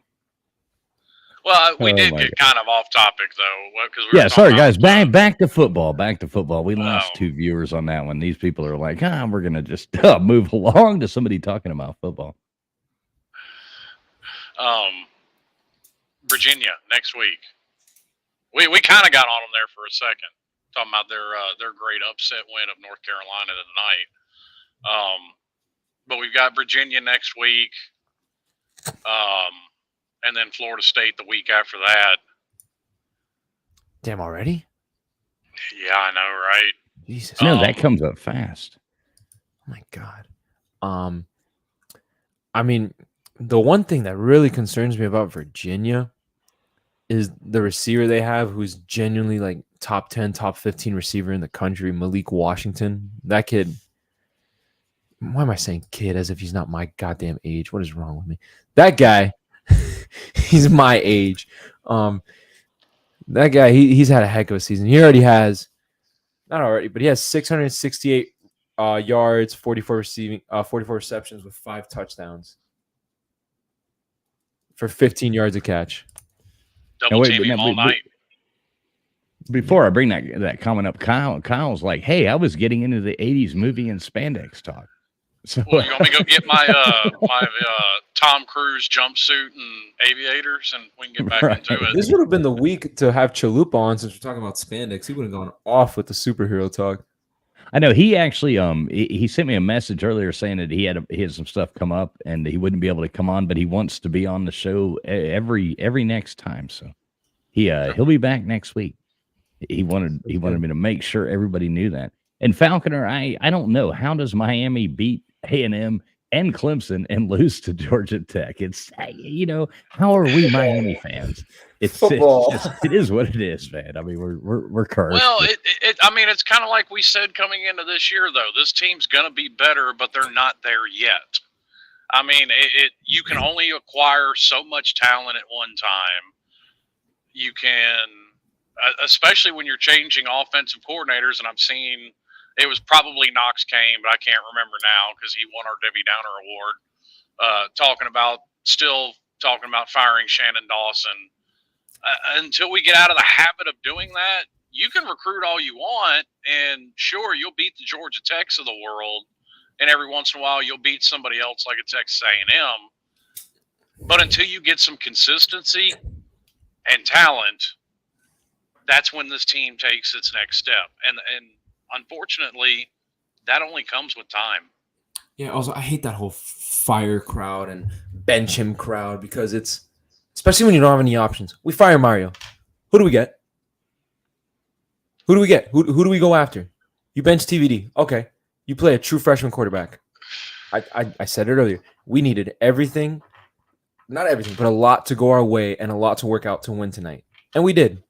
But guess what? He made true freshman mistakes and had his true freshman moments. Yep. It's just we can't be happy with the process. We just want the immediate results. We want immediately 2001. Do you know how long it took to build that team? Yeah, it took it. I'm old enough to remember that. I mean, I know you're not, and there are other people here in the chat that aren't, but, I remember Miami in 95, 96, 97. Oh, boy. 98. I mean, I think there's a lot of Miami fans that either are so young that they don't remember it, have forgotten it, and also I think too that is basically that's all pre-social media, and I think social media has changed it. It has made people's patience a tenth of what it was. Yeah, but I do think it came about a little bit before social media. There's a little bit of a disconnect with Miami fans, like in the age bracket, and yeah, we've talked about that before. And I mean, like I'm not going to say like the older, but I guess I got to admit it. I'm probably on the older end. Falconer, he's a few years older than me, so just by going when you said you graduated. I was a few years latter, but what year did you graduate from Miami, TF?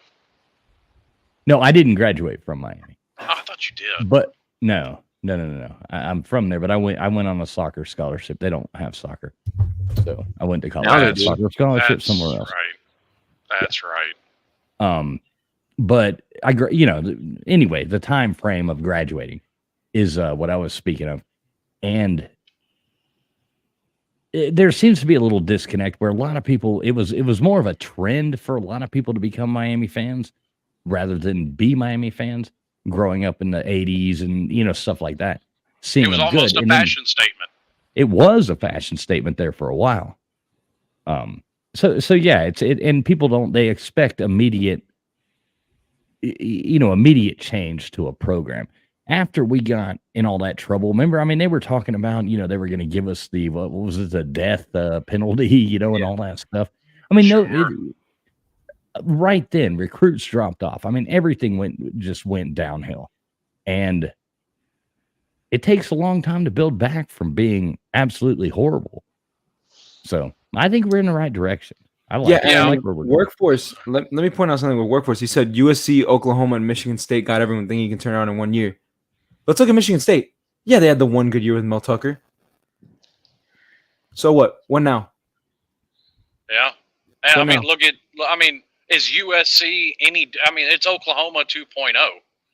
That team has a cap, which they're not even going to get to this year, by the way. Yeah, no, they're out of the playoffs. There's no way they have a chance of making the playoffs, and they're probably going to end up keeping another Pac-12 team out because that's what the Pac-12 seems to do to each other. It's like we want fun, like a lot. Like they want a microwave dynasty. They want that 2019 LSU instead of what 1980s Miami. We want a DiGiorno, not a Hot Pocket. God dang it! Well, they want a microwave dynasty. They want that one great year like LSU had instead of taking the time to build. And listen, it still took Nick Saban 3 years at Alabama. It took. I mean, people talk about Kirby Smart. I mean, he had that one year, and most Georgia fans that are being honest, because I've heard him say it, even when he made it to the national title game in his second year was a fluke. It took Kirby, 5-6 years? Yeah, and hey, we played Clemson tonight. Dabo, he got hired in what, 2009, 2010? 2011. It took Dabo almost 10 years to win a national title. And Anthony here asked if we could read his. He got boat raced by West Virginia. He got boat raced by West Virginia in the Orange Bowl. Yeah, I saw it. I was going to get to it, fools. But okay. My point was, it took Dabo almost 10 years. And if you look at what Mario has done so far in the Power 5 rankings, I mean, he won a conference in a New Year's Six game faster than Dabo did. Yeah. But he won a New Year's Six game faster than we did. what? But my point is, Oregon was in a better position than Miami when he took it over there. Yeah, I mean, There's is the a first time we're really reason so spending many- money on a program. There's a reason so many people left, and it also didn't help when year 2 you have to replace both your coordinators, so you're basically starting from square one again. So Alex, this is addressed at you. Anthony says, Alex, you know the issue though. What you're saying is that people are looking out with a Clemson and Bama did and Georgia just did, and they want that right away. Not realizing Rome wasn't built in a day, and I think that's just this generation of sports fans' lack of patience, instant gratification. Yeah, I mean, he's just agreeing with everything we've just said. Yeah, exactly. Where it's the microwave, the hot pocket instead of the DiGiorno. Yeah. You know, would it be cool to have a 2019 LSU? Yeah, because I don't want to be in the mess that they're in right now with Brian Kelly, that absolute tub of lard, and then having to get rid of Ed Orgeron and everything they went through. You know, every time I think of Brian Kelly, I think of that dance video he did. I think about how the fact that he murdered a kid. That was terrible. I think about the fact that he murdered a kid. Fuck Brian Kelly. Yeah, that dance video he did. I hate Brian Kelly. Well, and look at LSU right now. Brian Kelly's defense is fighting to be one of the worst in the country, and LSU has put corners in the league year after year after year, and they are absolutely god awful. Yeah, I mean, if you were to come back in the past and tell me, hey, it takes Mario 8 years and you'll win some big bowl games and stuff, but after 8 years he finally gets you the natty, I will wait. I don't care. I don't care if there's an 8-4 season in the middle. I'll wait. If he wins a natty and it's sustainable. Yeah, because here's the thing, and this is something Miami, in my opinion, has a chance to do with Mario that I don't think they've ever had a chance to do before. And everybody's heard it. Schnellenberger wishes he hadn't left. Everybody knew Jimmy Johnson was going to leave. Everybody knew at some point Dennis Erickson was going to leave. Butch has talked about how he hated it. Mario's never going to the NFL. That's not a thing. Mario likes recruiting too much. Not even just that, but this is home. This is everything to him. If he was going to leave Oregon, it was for 2 jobs, here and Bama. And he would have left Bama for here, guaranteed.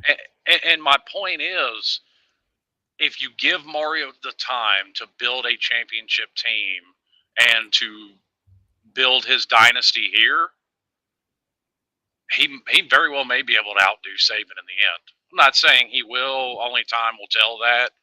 But I mean, Saban would be talked about in the likes of a Bear Bryant or a Tom Osborne or a Bobby Bowden or a Joe Paterno if he had stuck around. And to me, that's the one thing that's going to keep Saban from being the greatest college coach of all time, is he's like number 7 on the list as far as wins. It's not all about hardware. That's part of the conversation, but there's more that goes into it than that. And if Mario's given the time to do what he needs to do here, Mario will never go anywhere else. Yep. No, not at all. Can I address this really fast? Vapion, my friend, what's up? Good to see you. Don't worry, I've already got my old timer knife ordered and a bunch of sticks outside. I'm ready to start whittling and drinking that sweet tea on the front porch. So, what's up, my friend? Good to see you.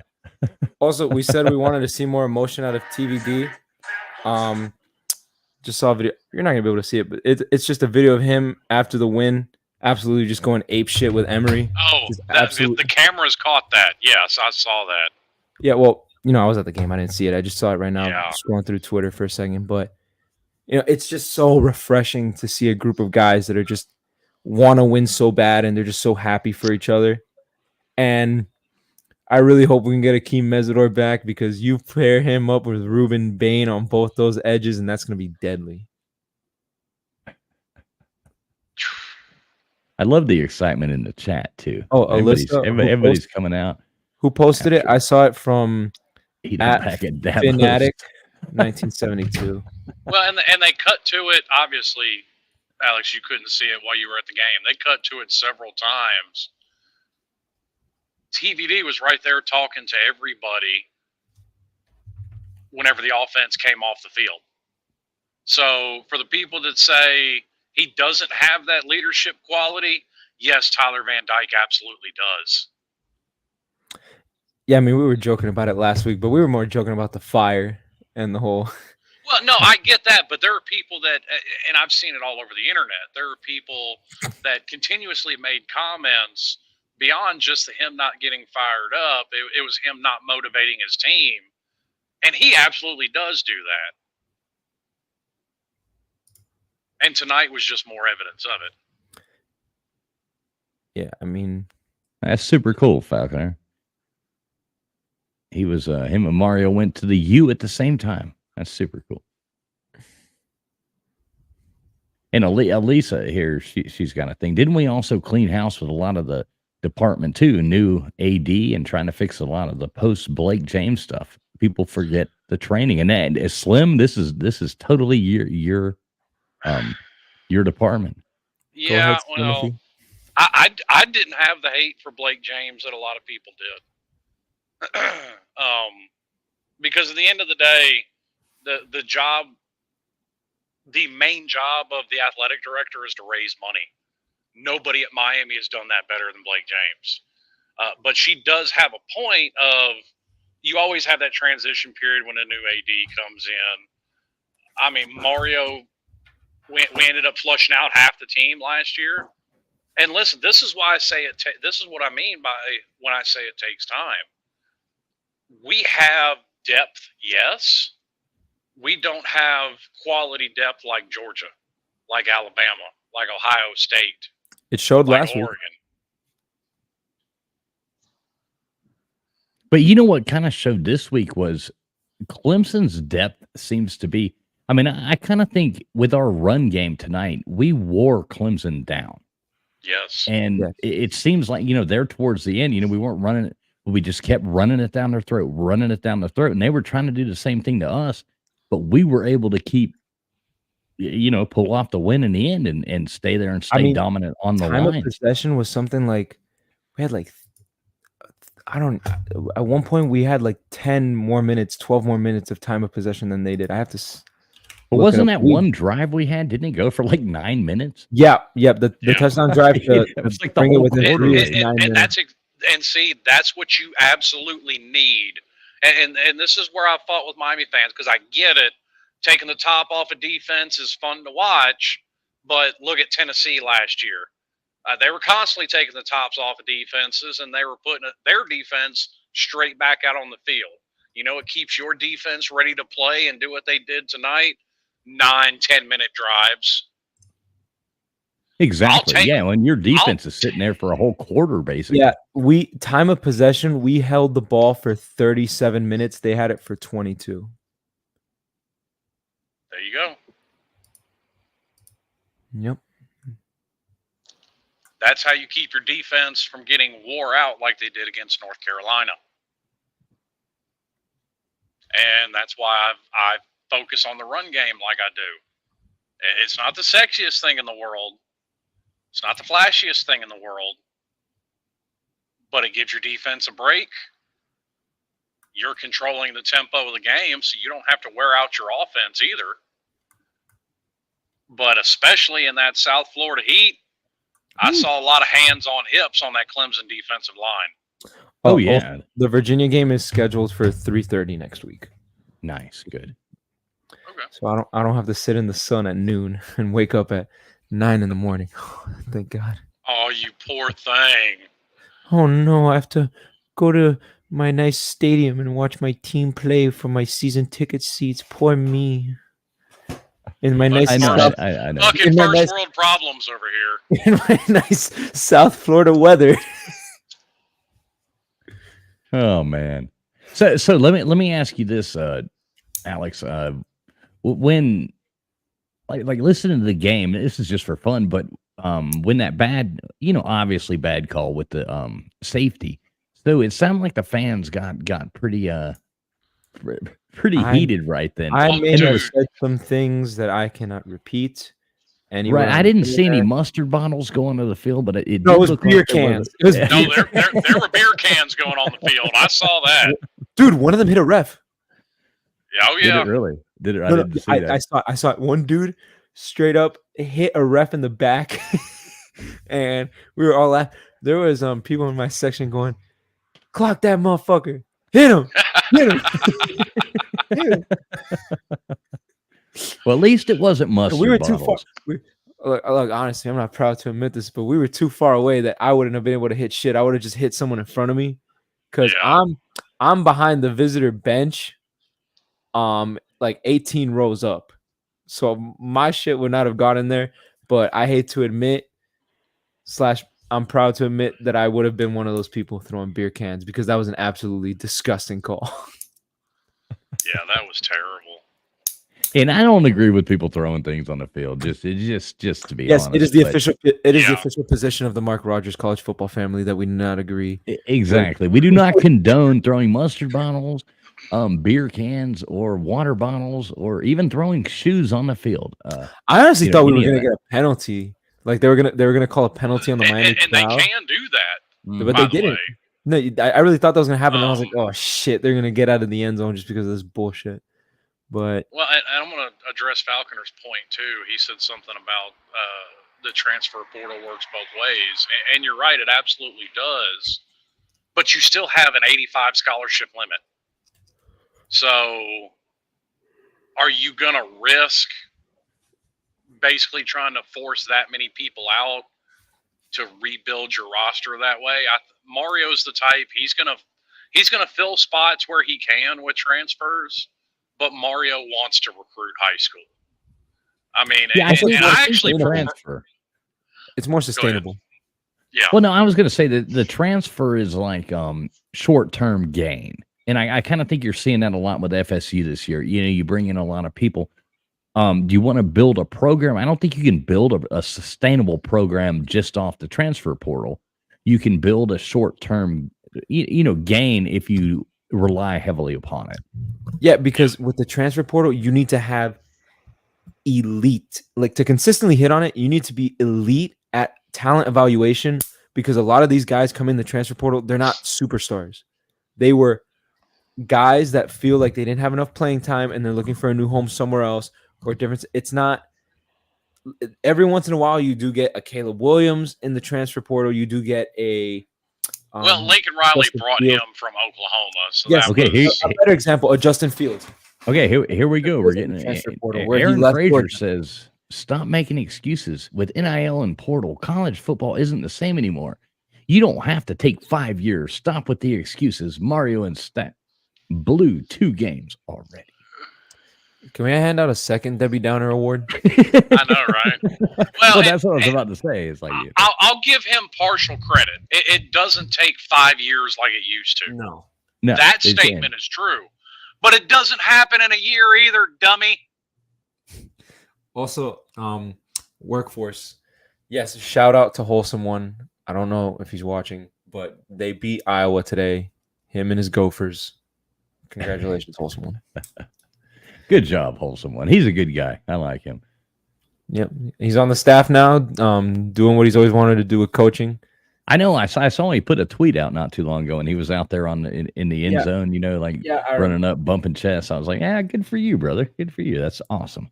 Yeah, I remember. I went on his stream about a year ago, and it was just great to be able to talk to him about Canes football and just everything else. So yeah, I'm really happy for him that that's all working out. Yeah, congrats to him. You're not going to go 3 clouds and a cloud of dust, Miami back to greatness. You still have to score. When did we say go 3 clouds and what? Yeah, but to think that you're going to win a game without successfully running the ball, name me any team ever that's won a national title that couldn't successfully run the ball. Even Joe Burrow, who threw for 5 million yards and 27,000 touchdowns, he still had Clyde Edwards-Helaire back there who ran for 1,000 yards. Yep, sure did.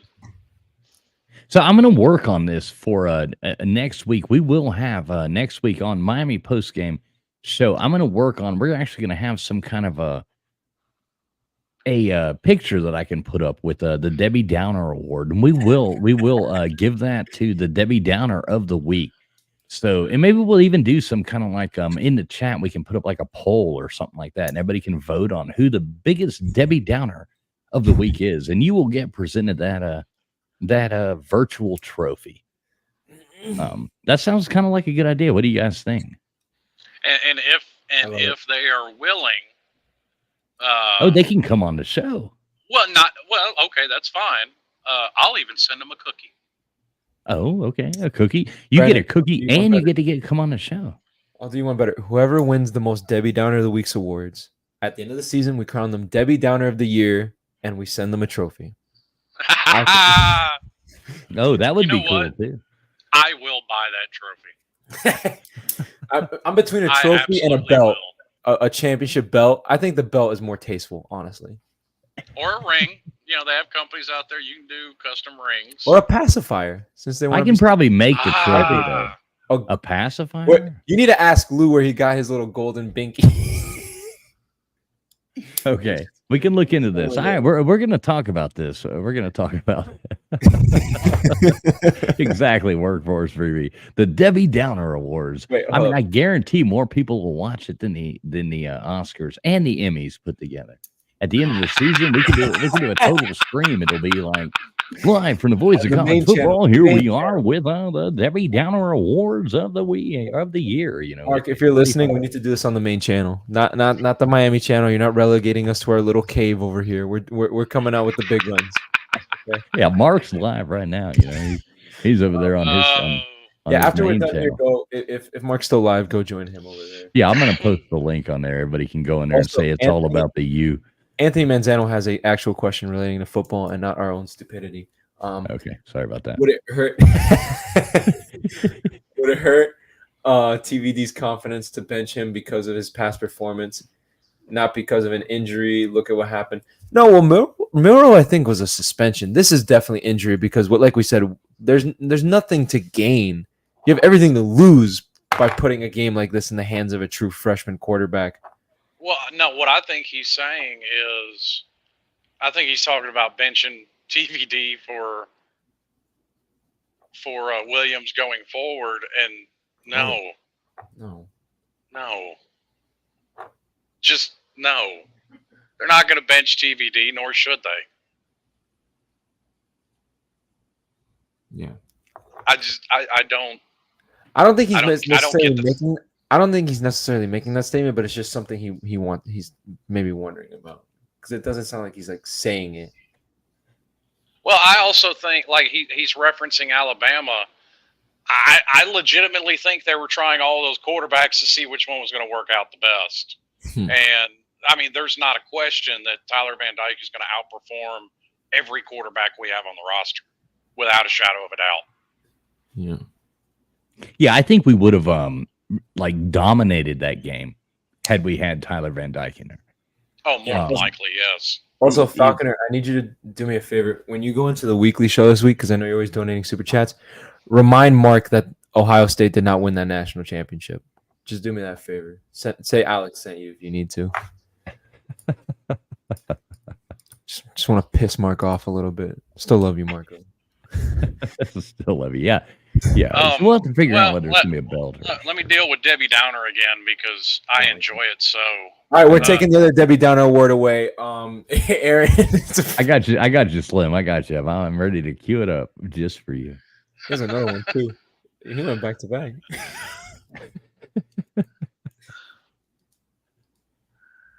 Take it away, Slim. Is he going Super Saiyan or something? What's he doing? No, I'm reading. I didn't see that one that he highlighted. I saw the one below it, so I was reading it.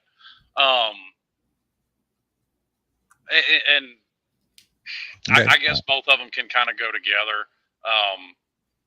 No, Duke doesn't look better than Miami. I mean, their defenses are playing similar, but no, Miami's defense is still rated way higher than Duke's, and so is their offense. So try looking up some stats next time.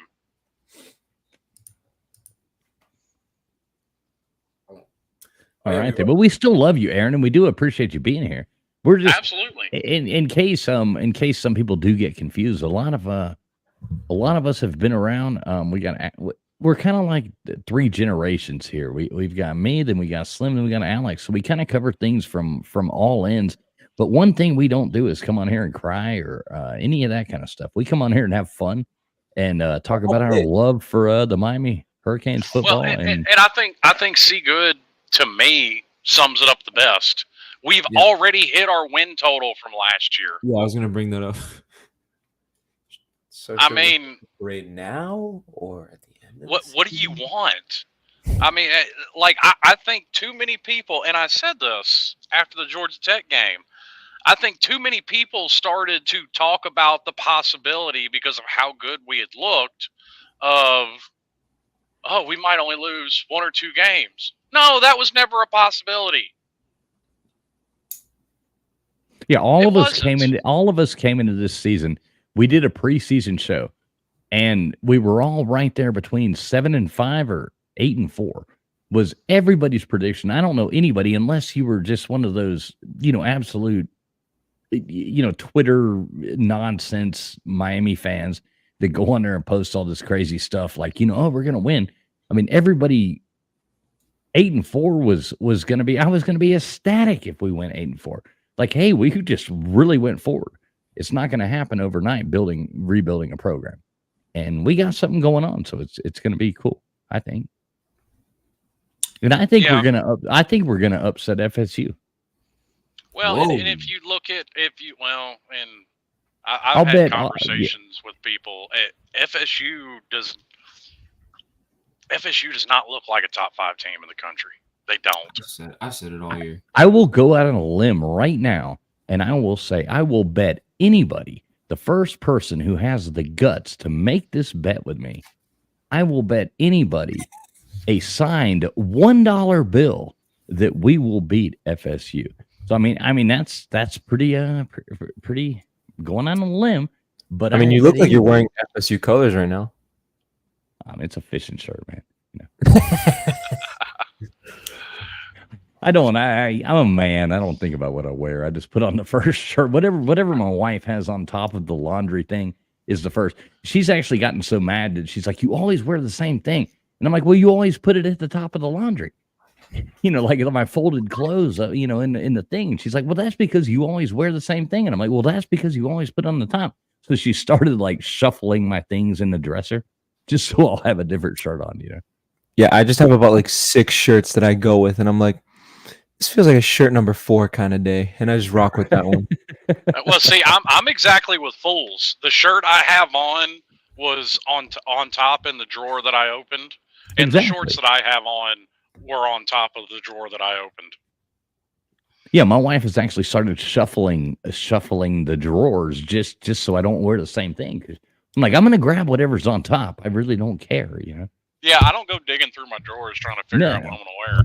Yeah, where's that special blouse that you wanted, Slim?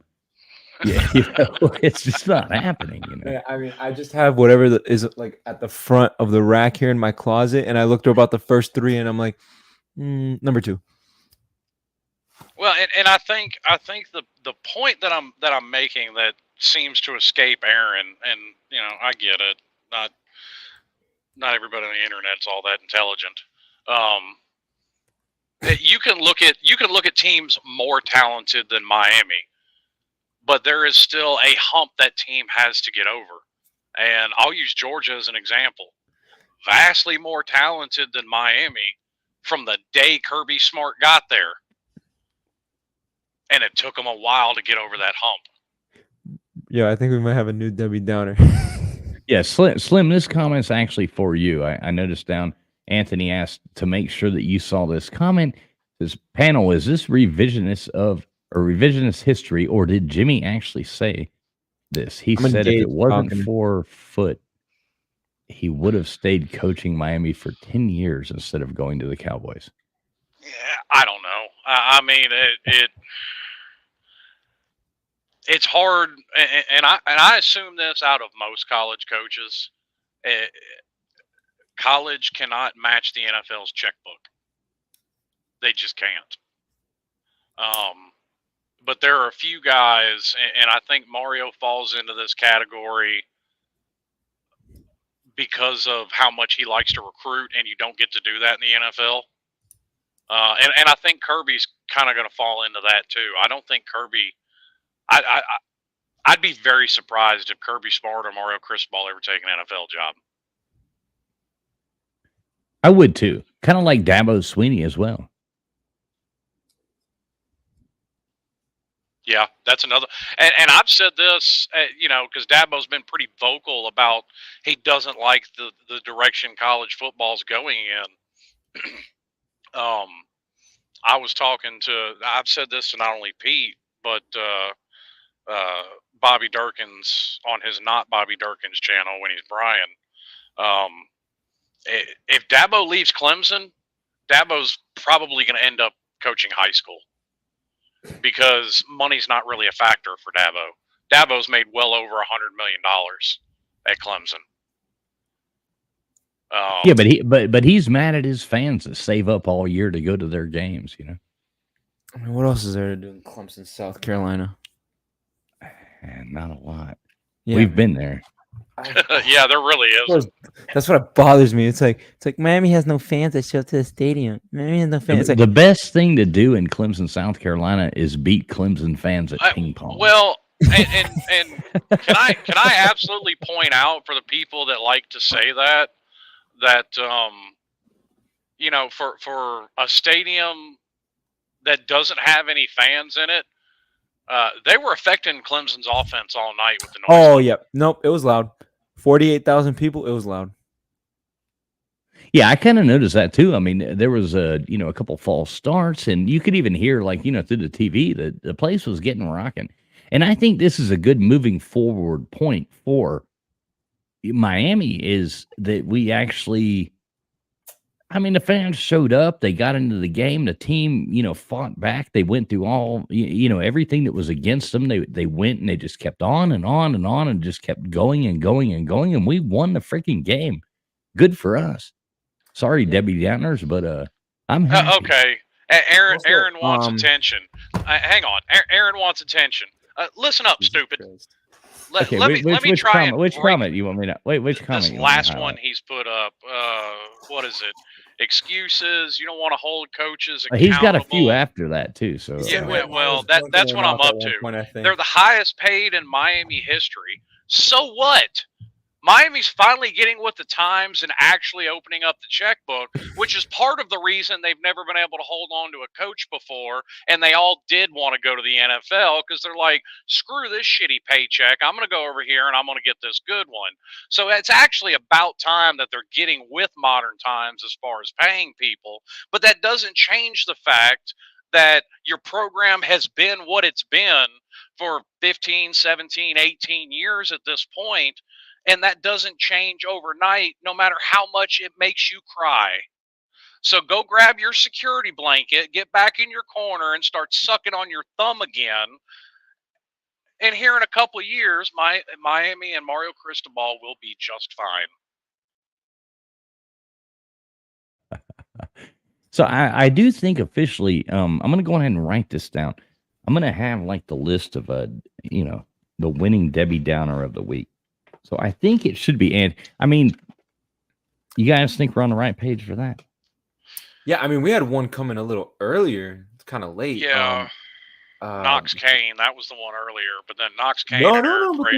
We had this dude. One comment. He's left one comment. It was simply, "This show sucks." Oh, I missed that one. I would have highlighted it I would have too. Mr. Prime. He said his comment is "trash show." I would have highlighted that instantly. That would have been awesome. I probably would have screenshot it and used it for the what do you call it? The thumbnail for next week. He just keeps throwing up NIL in the portal as if that changes something. Yes, you can still fill in gaps from the portal, but you're not building a team with the portal. Yes, because we saw all the success that Manny Diaz had by relying on the transfer portal. Right? we don't even have to look at Florida State. We had it here. Manny was the first one that really indulged in the transfer portal. I mean, perfect example. There's been enough football played at this point. Name me a team in the top 15 that won't hand Florida State their ass the way they're playing right now. I mean, did Riley Leonard even play tonight? Yeah, he played, and I was flipping back and forth. I wasn't watching much of it, but he took a lick and was hobbling towards the sideline when I saw him. I like Toby. Aaron, that's called a mic drop.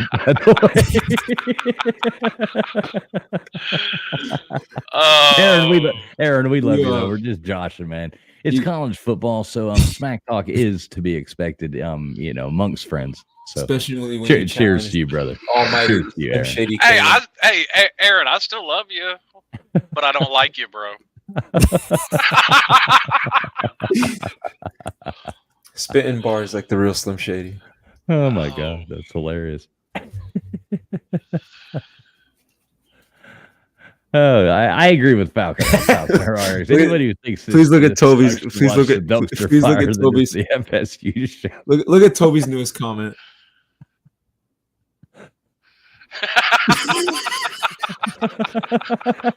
Aaron plays Madden franchise with the salary cap off and signs every free agent available. Oh my God, Toby, that's hilarious. And see, Aaron, you're kind of proving my point. We have gotten on the Cristobal on here. We talked about his absolutely atrocious time management. Yeah. I mean, there hasn't been a show that we haven't come on here and pointed out something bad Cristobal did. Look, go back. You want to hear me rip Cristobal a new one? Go to the Georgia Tech pregame show where Slim was laughing his ass off at me, screaming in my car. Yeah, I mean, we've basically roasted like everything and everybody and everything like that. We're not like you're preaching to the choir, kind of, Aaron, but at the same time you're a little bit off. But we're not afraid to call things out like they were. But we're gonna be happy when we do something good, and come on here and talk about the good things as well. Maybe you came in late and you missed the beginning of the show where we bitched about the things we did bad. Now we're just having a good time talking about things we did good and being positive. So yeah, but also I'm the type where, because there's a lot of people in this fan base, and I'm not going to call any names, but there's a lot of people in this fan base. Nothing should be blamed on the players. Everything should be blamed on the coaches, and that's just not the type of person I am, because coaches don't make the mistakes out on the field. Coaches don't fumble the ball. Coaches they don't coach them to commit dumb penalties throughout the game. The players do that. And I don't think that Mario or anybody else on that coaching staff is going, hey, you better have 2 personal fouls in this game, and you better have 3 holding calls in this game. I don't think any of them are doing that. I think that's right. The execution, like how you execute a play, it might have been a really good play had you not fumbled the ball, or had you not, tripped over, ran into the guy next to you, or done this or that. I mean, there's many things that just don't happen, right? It's not always the coach's fault, but sometimes, like the end of this game, yeah, I don't agree with the play calling and running the clock out and not giving Borealis the chance to try for a long field goal or something like that. I think that was really ridiculous. So not taking a shot to the end zone, I think, was ridiculous. Yes. Do I think Mario's a perfect coach? No. But do I think that there are somewhere around 100 coaches worse in this country? Yeah.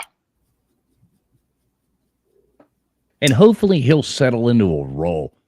Like that's he's obviously a really, really, really good recruiter. And he obviously brings in and tries to surround himself by a lot of people. Hopefully he'll find some kind of sync to where he's not the one. He's not a good time management guy. Okay, let's just call it like it is. he sucks at time management. There's like everybody, you put a damn 10-year-old kid who's never watched football, and they're gonna be like, "Why are they standing there? The clock's running. What's going on?" Dude, me playing that also- Madden at 10 years old was a better game manager than Mario Cristobal is. Right, that's what I'm saying. Well, It's and here's my question to that, and this is something that none of us actually know: how much of that's on Mario, and how much of that is on the coordinator, and how much, especially tonight, because we gave a little grace about it tonight. How much of that is because you have a true freshman quarterback in there making his very first start ever? Yeah, Anthony puts this up. He says, "Panel, do you guys agree with this? But I felt since the beginning of the season that A&M and LSU didn't really deserve the rankings in the top 10 like they did. Just got it because of the SEC. Of course. Well, Preseason rankings are the biggest bunch of BS ever. Yeah. I mean, they kind of base it off the year Especially before. the Texas A&M one. Like, they went 5-7. Why were they ranked 23? No, because they're the fourth most talented team in the country. most I don't- talented, yes, but worse, coached horribly. Preseason now, rankings I are think a curse. I think it's especially with rankings. I think it's less of a SEC thing, like a lot of people try to make it out to be, and I think it's more of a brand name thing because you see it with Miami as well. I mean, if anybody in here would be brutally honest, were we the number 2 team in the country in 2017? No, we weren't. No. I think it's a brand name thing. And Miami is still a brand name, so the same thing happens to them. Yeah, I mean, I just saw something pop up where Mario was talking about the fact that we held on to the ball, which is something that really killed us these last 2 weeks, and we didn't really touch up on that. We forced 3 turnovers against Clemson, and we only had 1, and it was a turnover on downs. No, Well, sorry, the pick. Yeah, the pick. Which was basically an arm punt. Like, it didn't really come back to bite us. Aaron Frazier just won't give up. Aaron, I happen to live here in Florida. Oh my God, you live in Florida? I've never been there. I lived in Florida for a long time too. I might be the only person who is 4th generation Miami. And Alex has never seen Florida as well. Yeah, come on, Aaron. Just live here. What do you mean I've never let's have some fun. Quit whining. I challenge you, Aaron Frazier, to say something positive and nice. And I challenge you. Like just say one nice thing, please, sir. Should we give Debbie Downer of the Year now, or do you still want to hold on? I think we'll hold off till the end of the year. Yeah, we'll hold off. I already got his name wrote down. We love you, Aaron. Hey, Tattoo Terry's here. What's up, Tattoo Terry? I always like seeing you in here. That's a cool name. Also, Toby's been fighting the good fight in the comments. Look back at a couple of Vincent O'Hara makes a good point too. I mean, beating Dabo is a statement.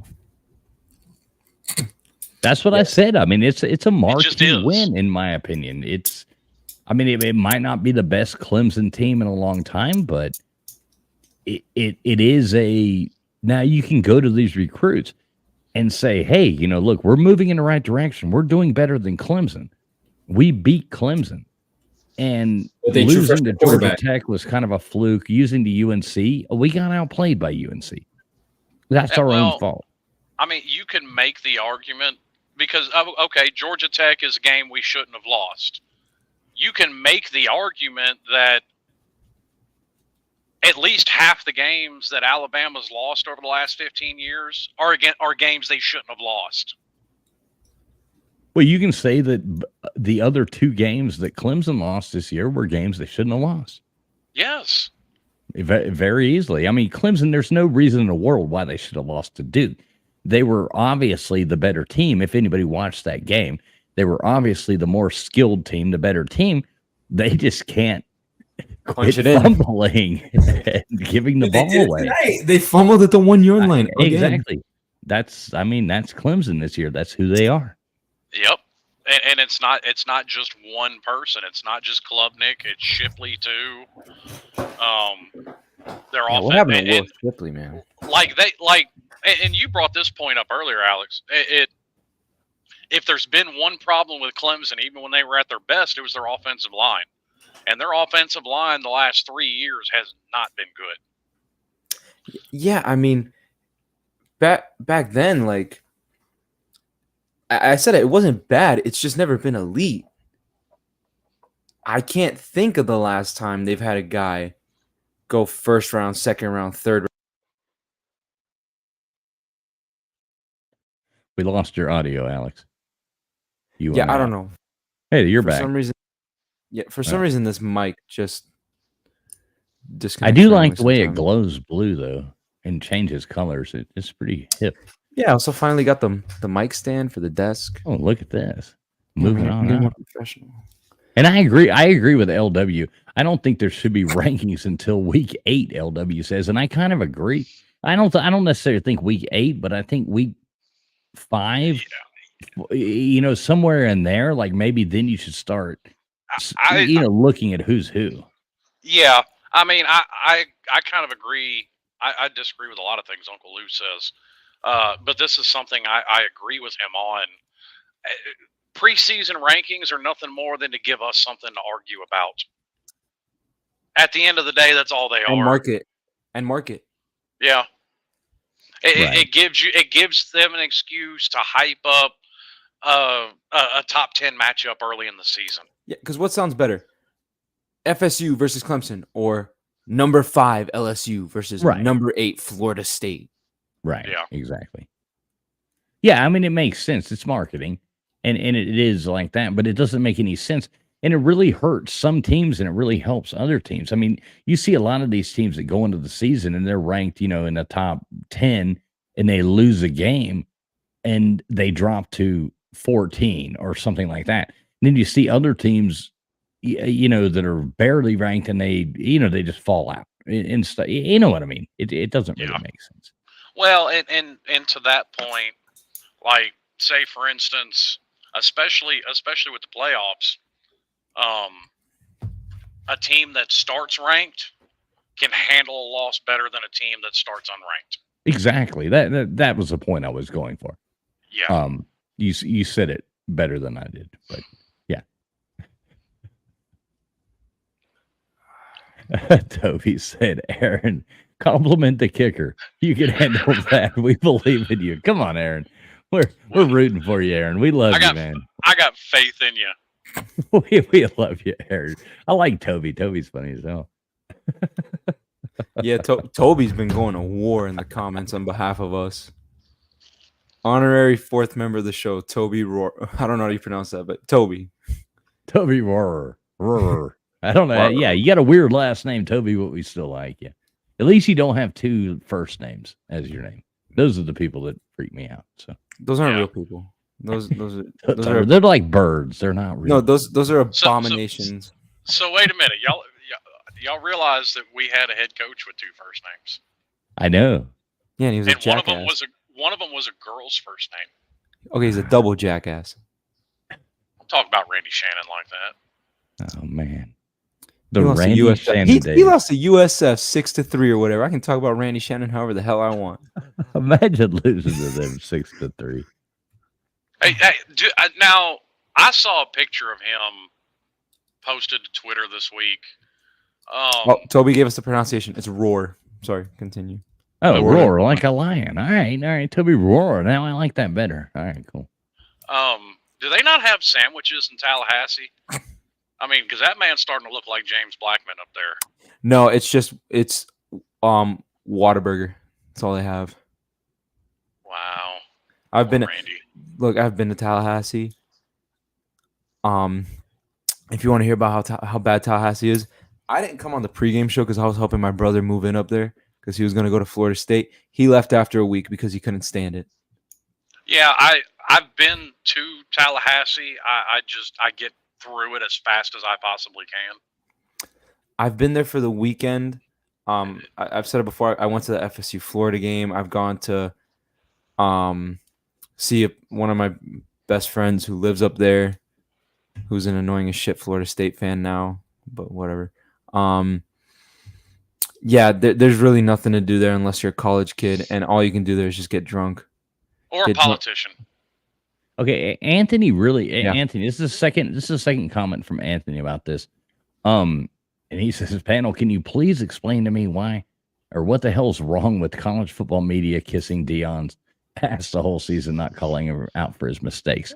It's a Cinderella story, Anthony. Everybody loves a Cinderella story. Everybody loves Dion. I like Dion. I think he's cool. And I mean, he has gone there and totally flipped Colorado around. And I think Colorado will probably be a force to be reckoned with in 2 seasons from now. I think they could possibly make a really good run if he keeps recruiting. And he's Dion Sanders. He's prime time, baby. He's gonna recruit. And no. You don't think in 2-3 years they're like 80th in recruiting right now. I know, but he's picking those top players. Recruiting.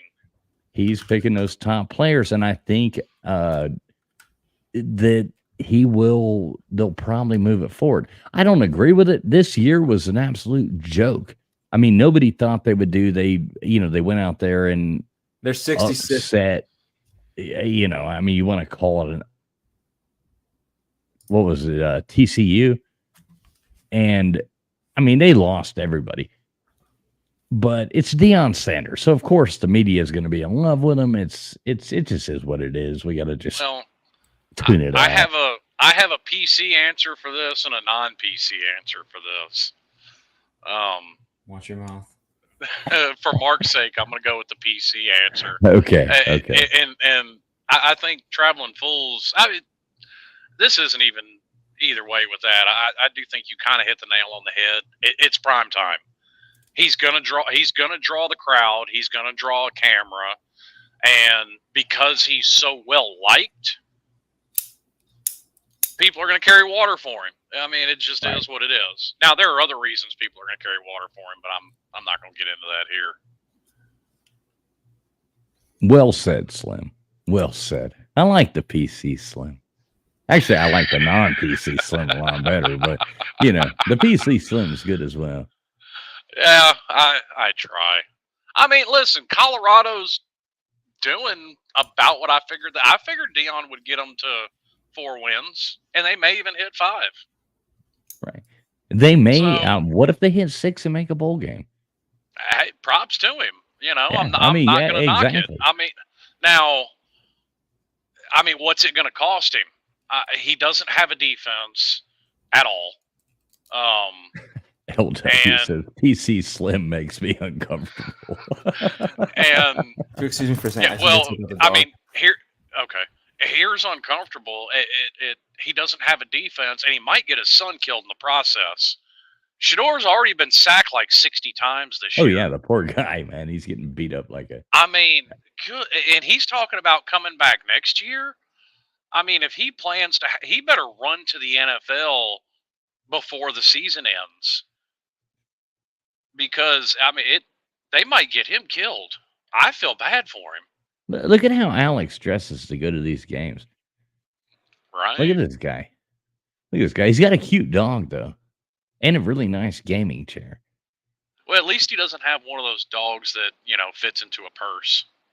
Exactly. My wife keeps talking about wanting to get one of those. And I'm like, no, because there's going to be times in my life when I'm going to have to walk that thing without you being around. And I don't want to be that guy, I don't want to be that guy. You always have to think about that.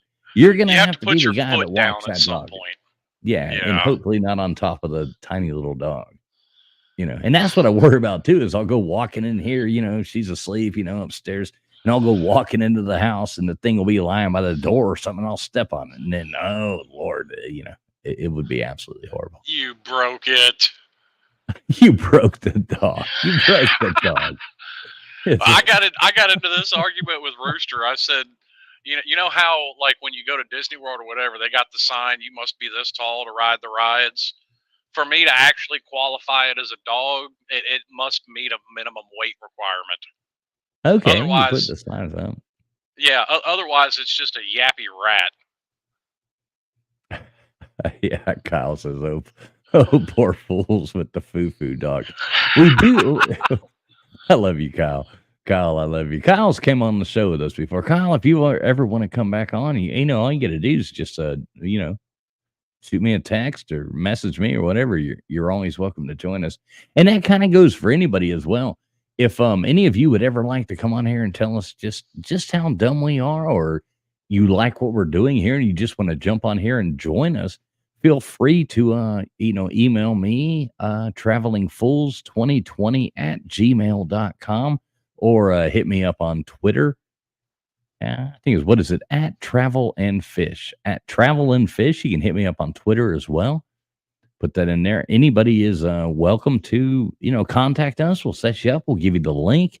You are more than welcome to jump on here and join us for college football post-game show. A PSA before you come on here and you decide to argue with me.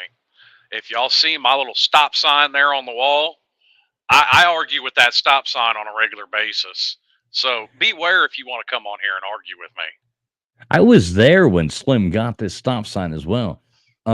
Scott Kerr, a radio personality, he gave Slim, he brought that to Slim in Isle of Palm, South Carolina, when we were all meeting up down there. And he brought that to Slim and said, Slim, just because you could even argue with a stop sign, I'm going to give you one. And I've had to repaint that stop sign twice. I've argued the paint off of it twice. You've argued the paint off of it twice. Yeah. Oh, that's too funny. Well, Slim, you gotta. I guess we'll wait a minute until Alex gets back. I don't think it'd be fair to end the show. We've been going for like 2 hours and 15 minutes, 16 minutes. So time flies when you're having fun. I know. Time's fun when you're having flies. That's what the frogs always say. Yeah, I've heard that a time or two. Yeah, exactly. So you got any like closing statements or anything like that? What do you think about the future of the team? I mean, what do you think about next week? Are you scared? And what do you got? You want, like, and this is nothing more than a gut feeling.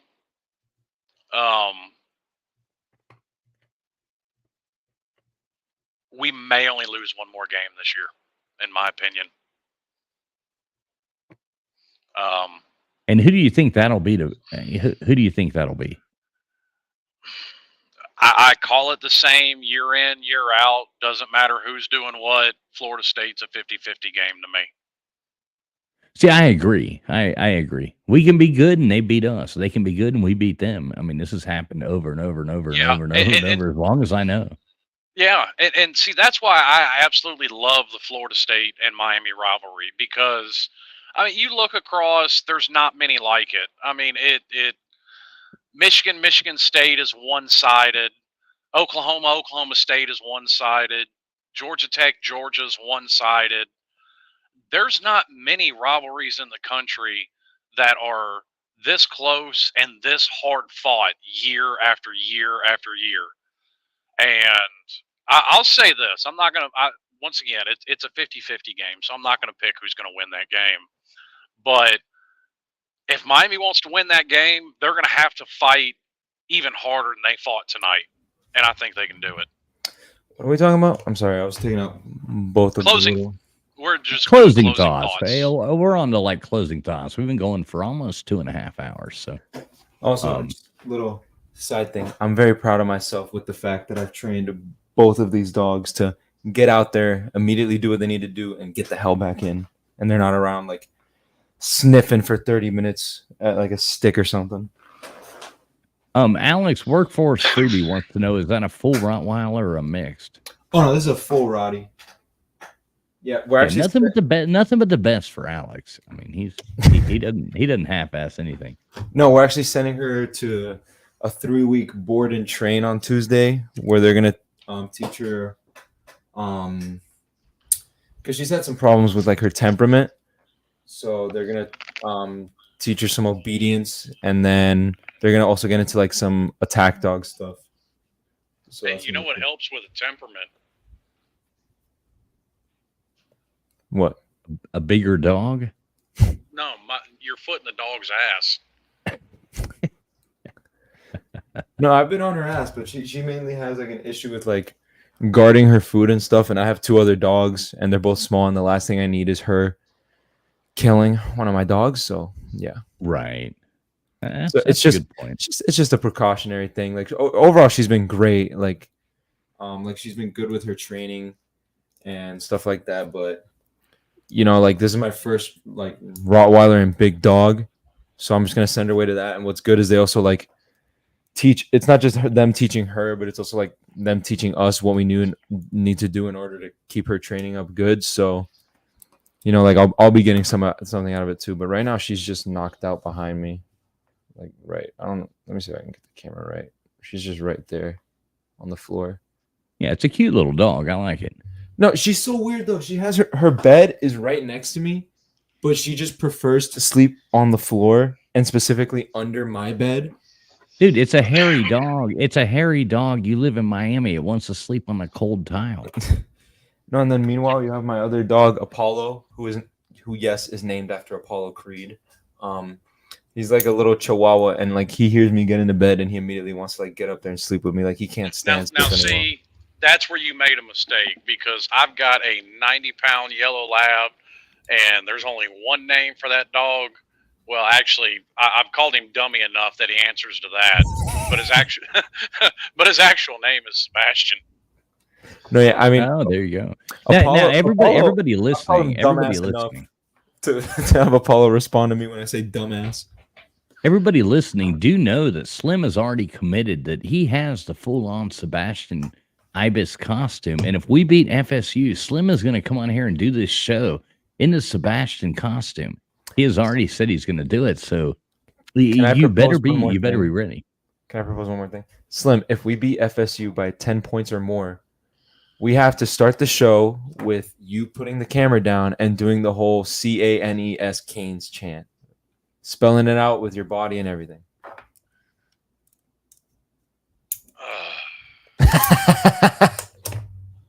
Yeah, there you go. I like the idea. We'll have to wait and hear. We'll see. Hey, if we beat FSU, I mean that'll be like the two total upset wins of this year. This was the game. Like I said, if we beat Clemson, I'll be happy, and I'm happy as yeah. I don't even want to say it. There you go, Mark. I'm not saying it, but I'm so happy. So I do think that's a good thing, and I think our program's moving in the right direction.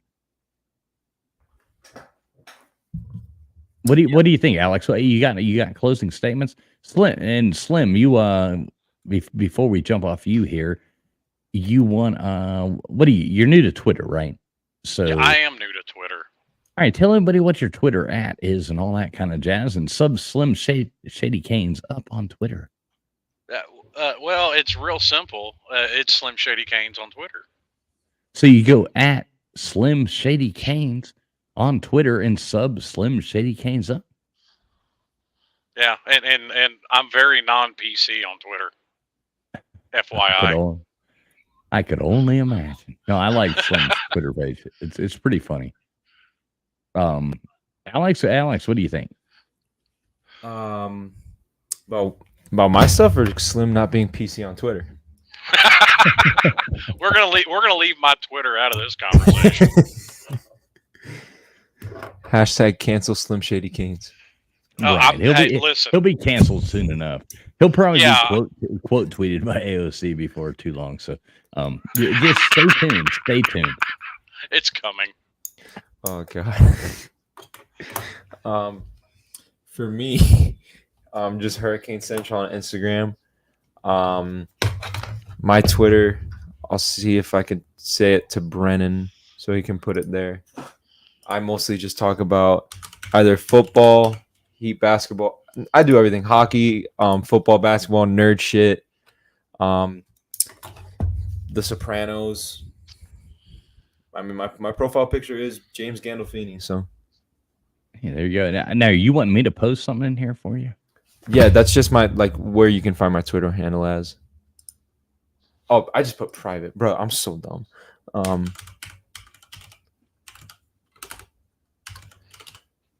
I don't put anything private on Twitter. I'll put it all out there for everybody. I don't care. Oh no, mine isn't private. I just don't know why I put private. I'm just dumb. I'm just thinking private chat. Wait, can't you type in this chat here? No, not in this one. I'd have to go into YouTube, and I have you as my tool, so I'd rather Oh, do damn that. it. I like being a tool. So where'd you put this? How am I supposed to The find private this? chat. Our private. Oh, private chat. Okay, cool. Yeah, you got that weird one here. Okay. It's not weird. It's just Spanish. It's just daddy long legs in Spanish. Ah, And the reason that why I'm called that is because in middle school, I was just really tall and skinny, and I have long legs because I'm like 6'3". And like there were some people that I went to middle school with that they tried to make fun of me for being so tall and skinny and calling me like a daddy long leg spider. And it never bothered me. Like I just rolled with the nickname, and through all of middle school and high school, people like when they'd be like, "Have you seen Alex?" And it's like, "Which one?" Because like there was like 100 Alexes at my school. They'd be like, "Daddy long legs," and they'd be like, "Oh yeah, he's over there," and they would just call me that. Like barely anyone would call me my real name. okay, so I think I got it right. Check it out in the chat. Make sure it's good. Yep. There you go. Alex Twitter at Papi patalag. at Daddy Long Legs in English. Does that look right? Yeah. All right, cool. I got it. Yeah, sub up Alex as well. And Alex, do you have a YouTube channel, or are you still trying to build that? You No, wanna I drop the link? have no time. Okay. All right, I got you. I I got- occasionally post the pointless, barely watchable video on YouTube. Okay, whenever the urge strikes me. Yeah, I Wait. remember looking up Slim when I first met him, Slim Shady Canes, and I just saw like 3 videos, and I was like, these have nothing to do with anything. Well, check it out, guys. Hang in here for one more second. Let's make sure everybody subs up to Slim Shady Canes as well. Let's find that. Slim Shady Canes. Got you right here. All right, Slim, we're going to drop this in here. And right here, you can go and watch Slim Shady Canes in his Sebastian the Ibis contest running through an obstacle course, which is absolutely beautiful. Oh, that was great. Yeah, make sure you check this out. And they dropped a limbo bar on my head. I know, Bastards. and they broke it. And I actually brought that, and they broke it. Man. What are you gonna do with them? I swear. Oh man, these people. Hey, I don't know. We You can can't take 'em obviously we can dress them up, but we can't take them out in public. No, it's like you can take them out of the country, but you shouldn't. No, you really shouldn't. I don't know what's going on here right now, too. So, dang it, I've got this Yeah, little. that was on the Slav Olympics workforce. So Which anyway, we will be at again this year, first weekend in March, in Panama City Beach. So anybody that hears about it is invited to come and watch us act a fool on the beach. So that's sure what I'll be doing. Father of the year right there. Well, I'm gonna bring the kids to watch too. I mean, I can't leave the kids out of the festivities. Come on, kids, let's go watch Daddy get shit-faced on the beach. No. I said act a fool.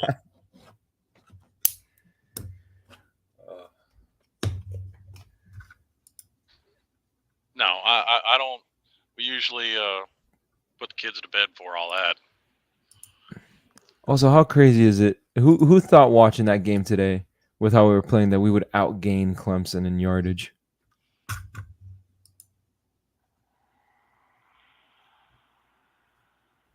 I must say it's a little surprising. I figured they would have to, and I even remember saying it Foles kicked himself out. We're in trouble now. Oh. I remember saying at halftime, I was like, we're going to need a defensive touchdown to win this game. I kept thinking Brashard was going to take one back, like a kickoff return or something. Yeah, defensive touchdown. But we didn't end up needing it. Thank God for small favors. Yeah. Okay, Are you having troubles can you there? guys hear me? Yeah, can you hear me now? Yeah. Yeah. Okay, we I don't hear know you. what that was absolute insanity. Something stuck on my computer, like my keyboard. I had to bang it on the bar here to get myself back. I like froze up, and I'm trying to find you guys again right now. Give me 2 seconds. I got like way too many windows open. So let me. There we go. Hey, look at that. There you guys are. So I think I got Slim Shady Cane's thing right here. Sorry about that. a little bit of technical difficulties. I shouldn't have spilt beer all over my keyboard the other night, but I did. Yeah. We have Ruben Bane's stats here: 8 total tackles, 2 sacks, and a forced fumble. True freshman. All right, here we go. Here's Slim's YouTube link. Make sure you do sub him up. There's that right there. I got it posted in there.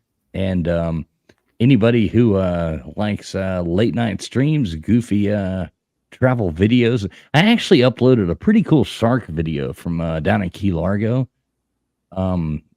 this evening, actually tonight. So anybody that likes stuff like that, please make sure you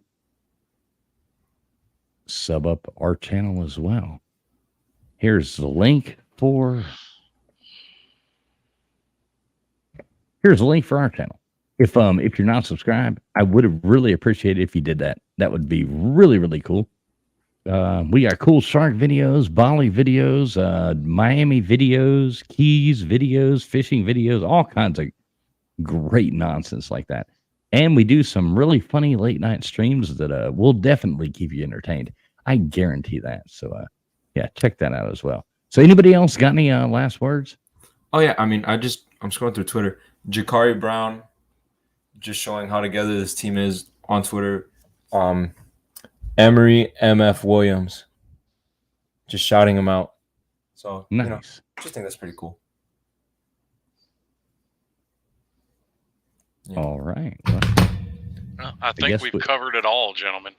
I think we have just as well as the gang from Patty's Pub would do it.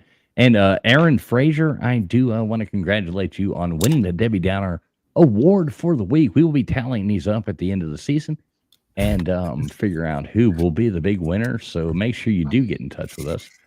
And yeah, I guess that being said, we're about out of stuff to talk about. Brennan, you need to get a little horn on your soundboard for when you announce the Debbie Downer of the week. Trust me, I'm on it. I'm on it. We're gonna have we're gonna have something really fun for the Debbie Downer of the Week award. I'm working on that. I will work on that this week and next weekend. We will definitely have it. It is a 3:30 game tomorrow, so the post game show will probably be 7 o'clock, 7:30, 8, right in there. I hope to see all you guys. 7:30, yeah. Yeah, around 7:30, 8 o'clock. We will be back here next week. It'll be, as always, the best time on YouTube. I guarantee that. So, Slim Shady Canes, Alex, y'all have a good night. And to all you people in the chat, also, let me just make sure we do Falconer TRX and Primetime Rambo. Thank you very much for the super chats that you continue to do the show. We really do appreciate that. It really helps. And anybody that's still listening, please make sure you do smash that thumbs up. It really helps the algorithm and helps get the show out there to a lot of other cool people just like you. So thank you very much. And everybody, go Canes. It's good to be a Miami Hurricane.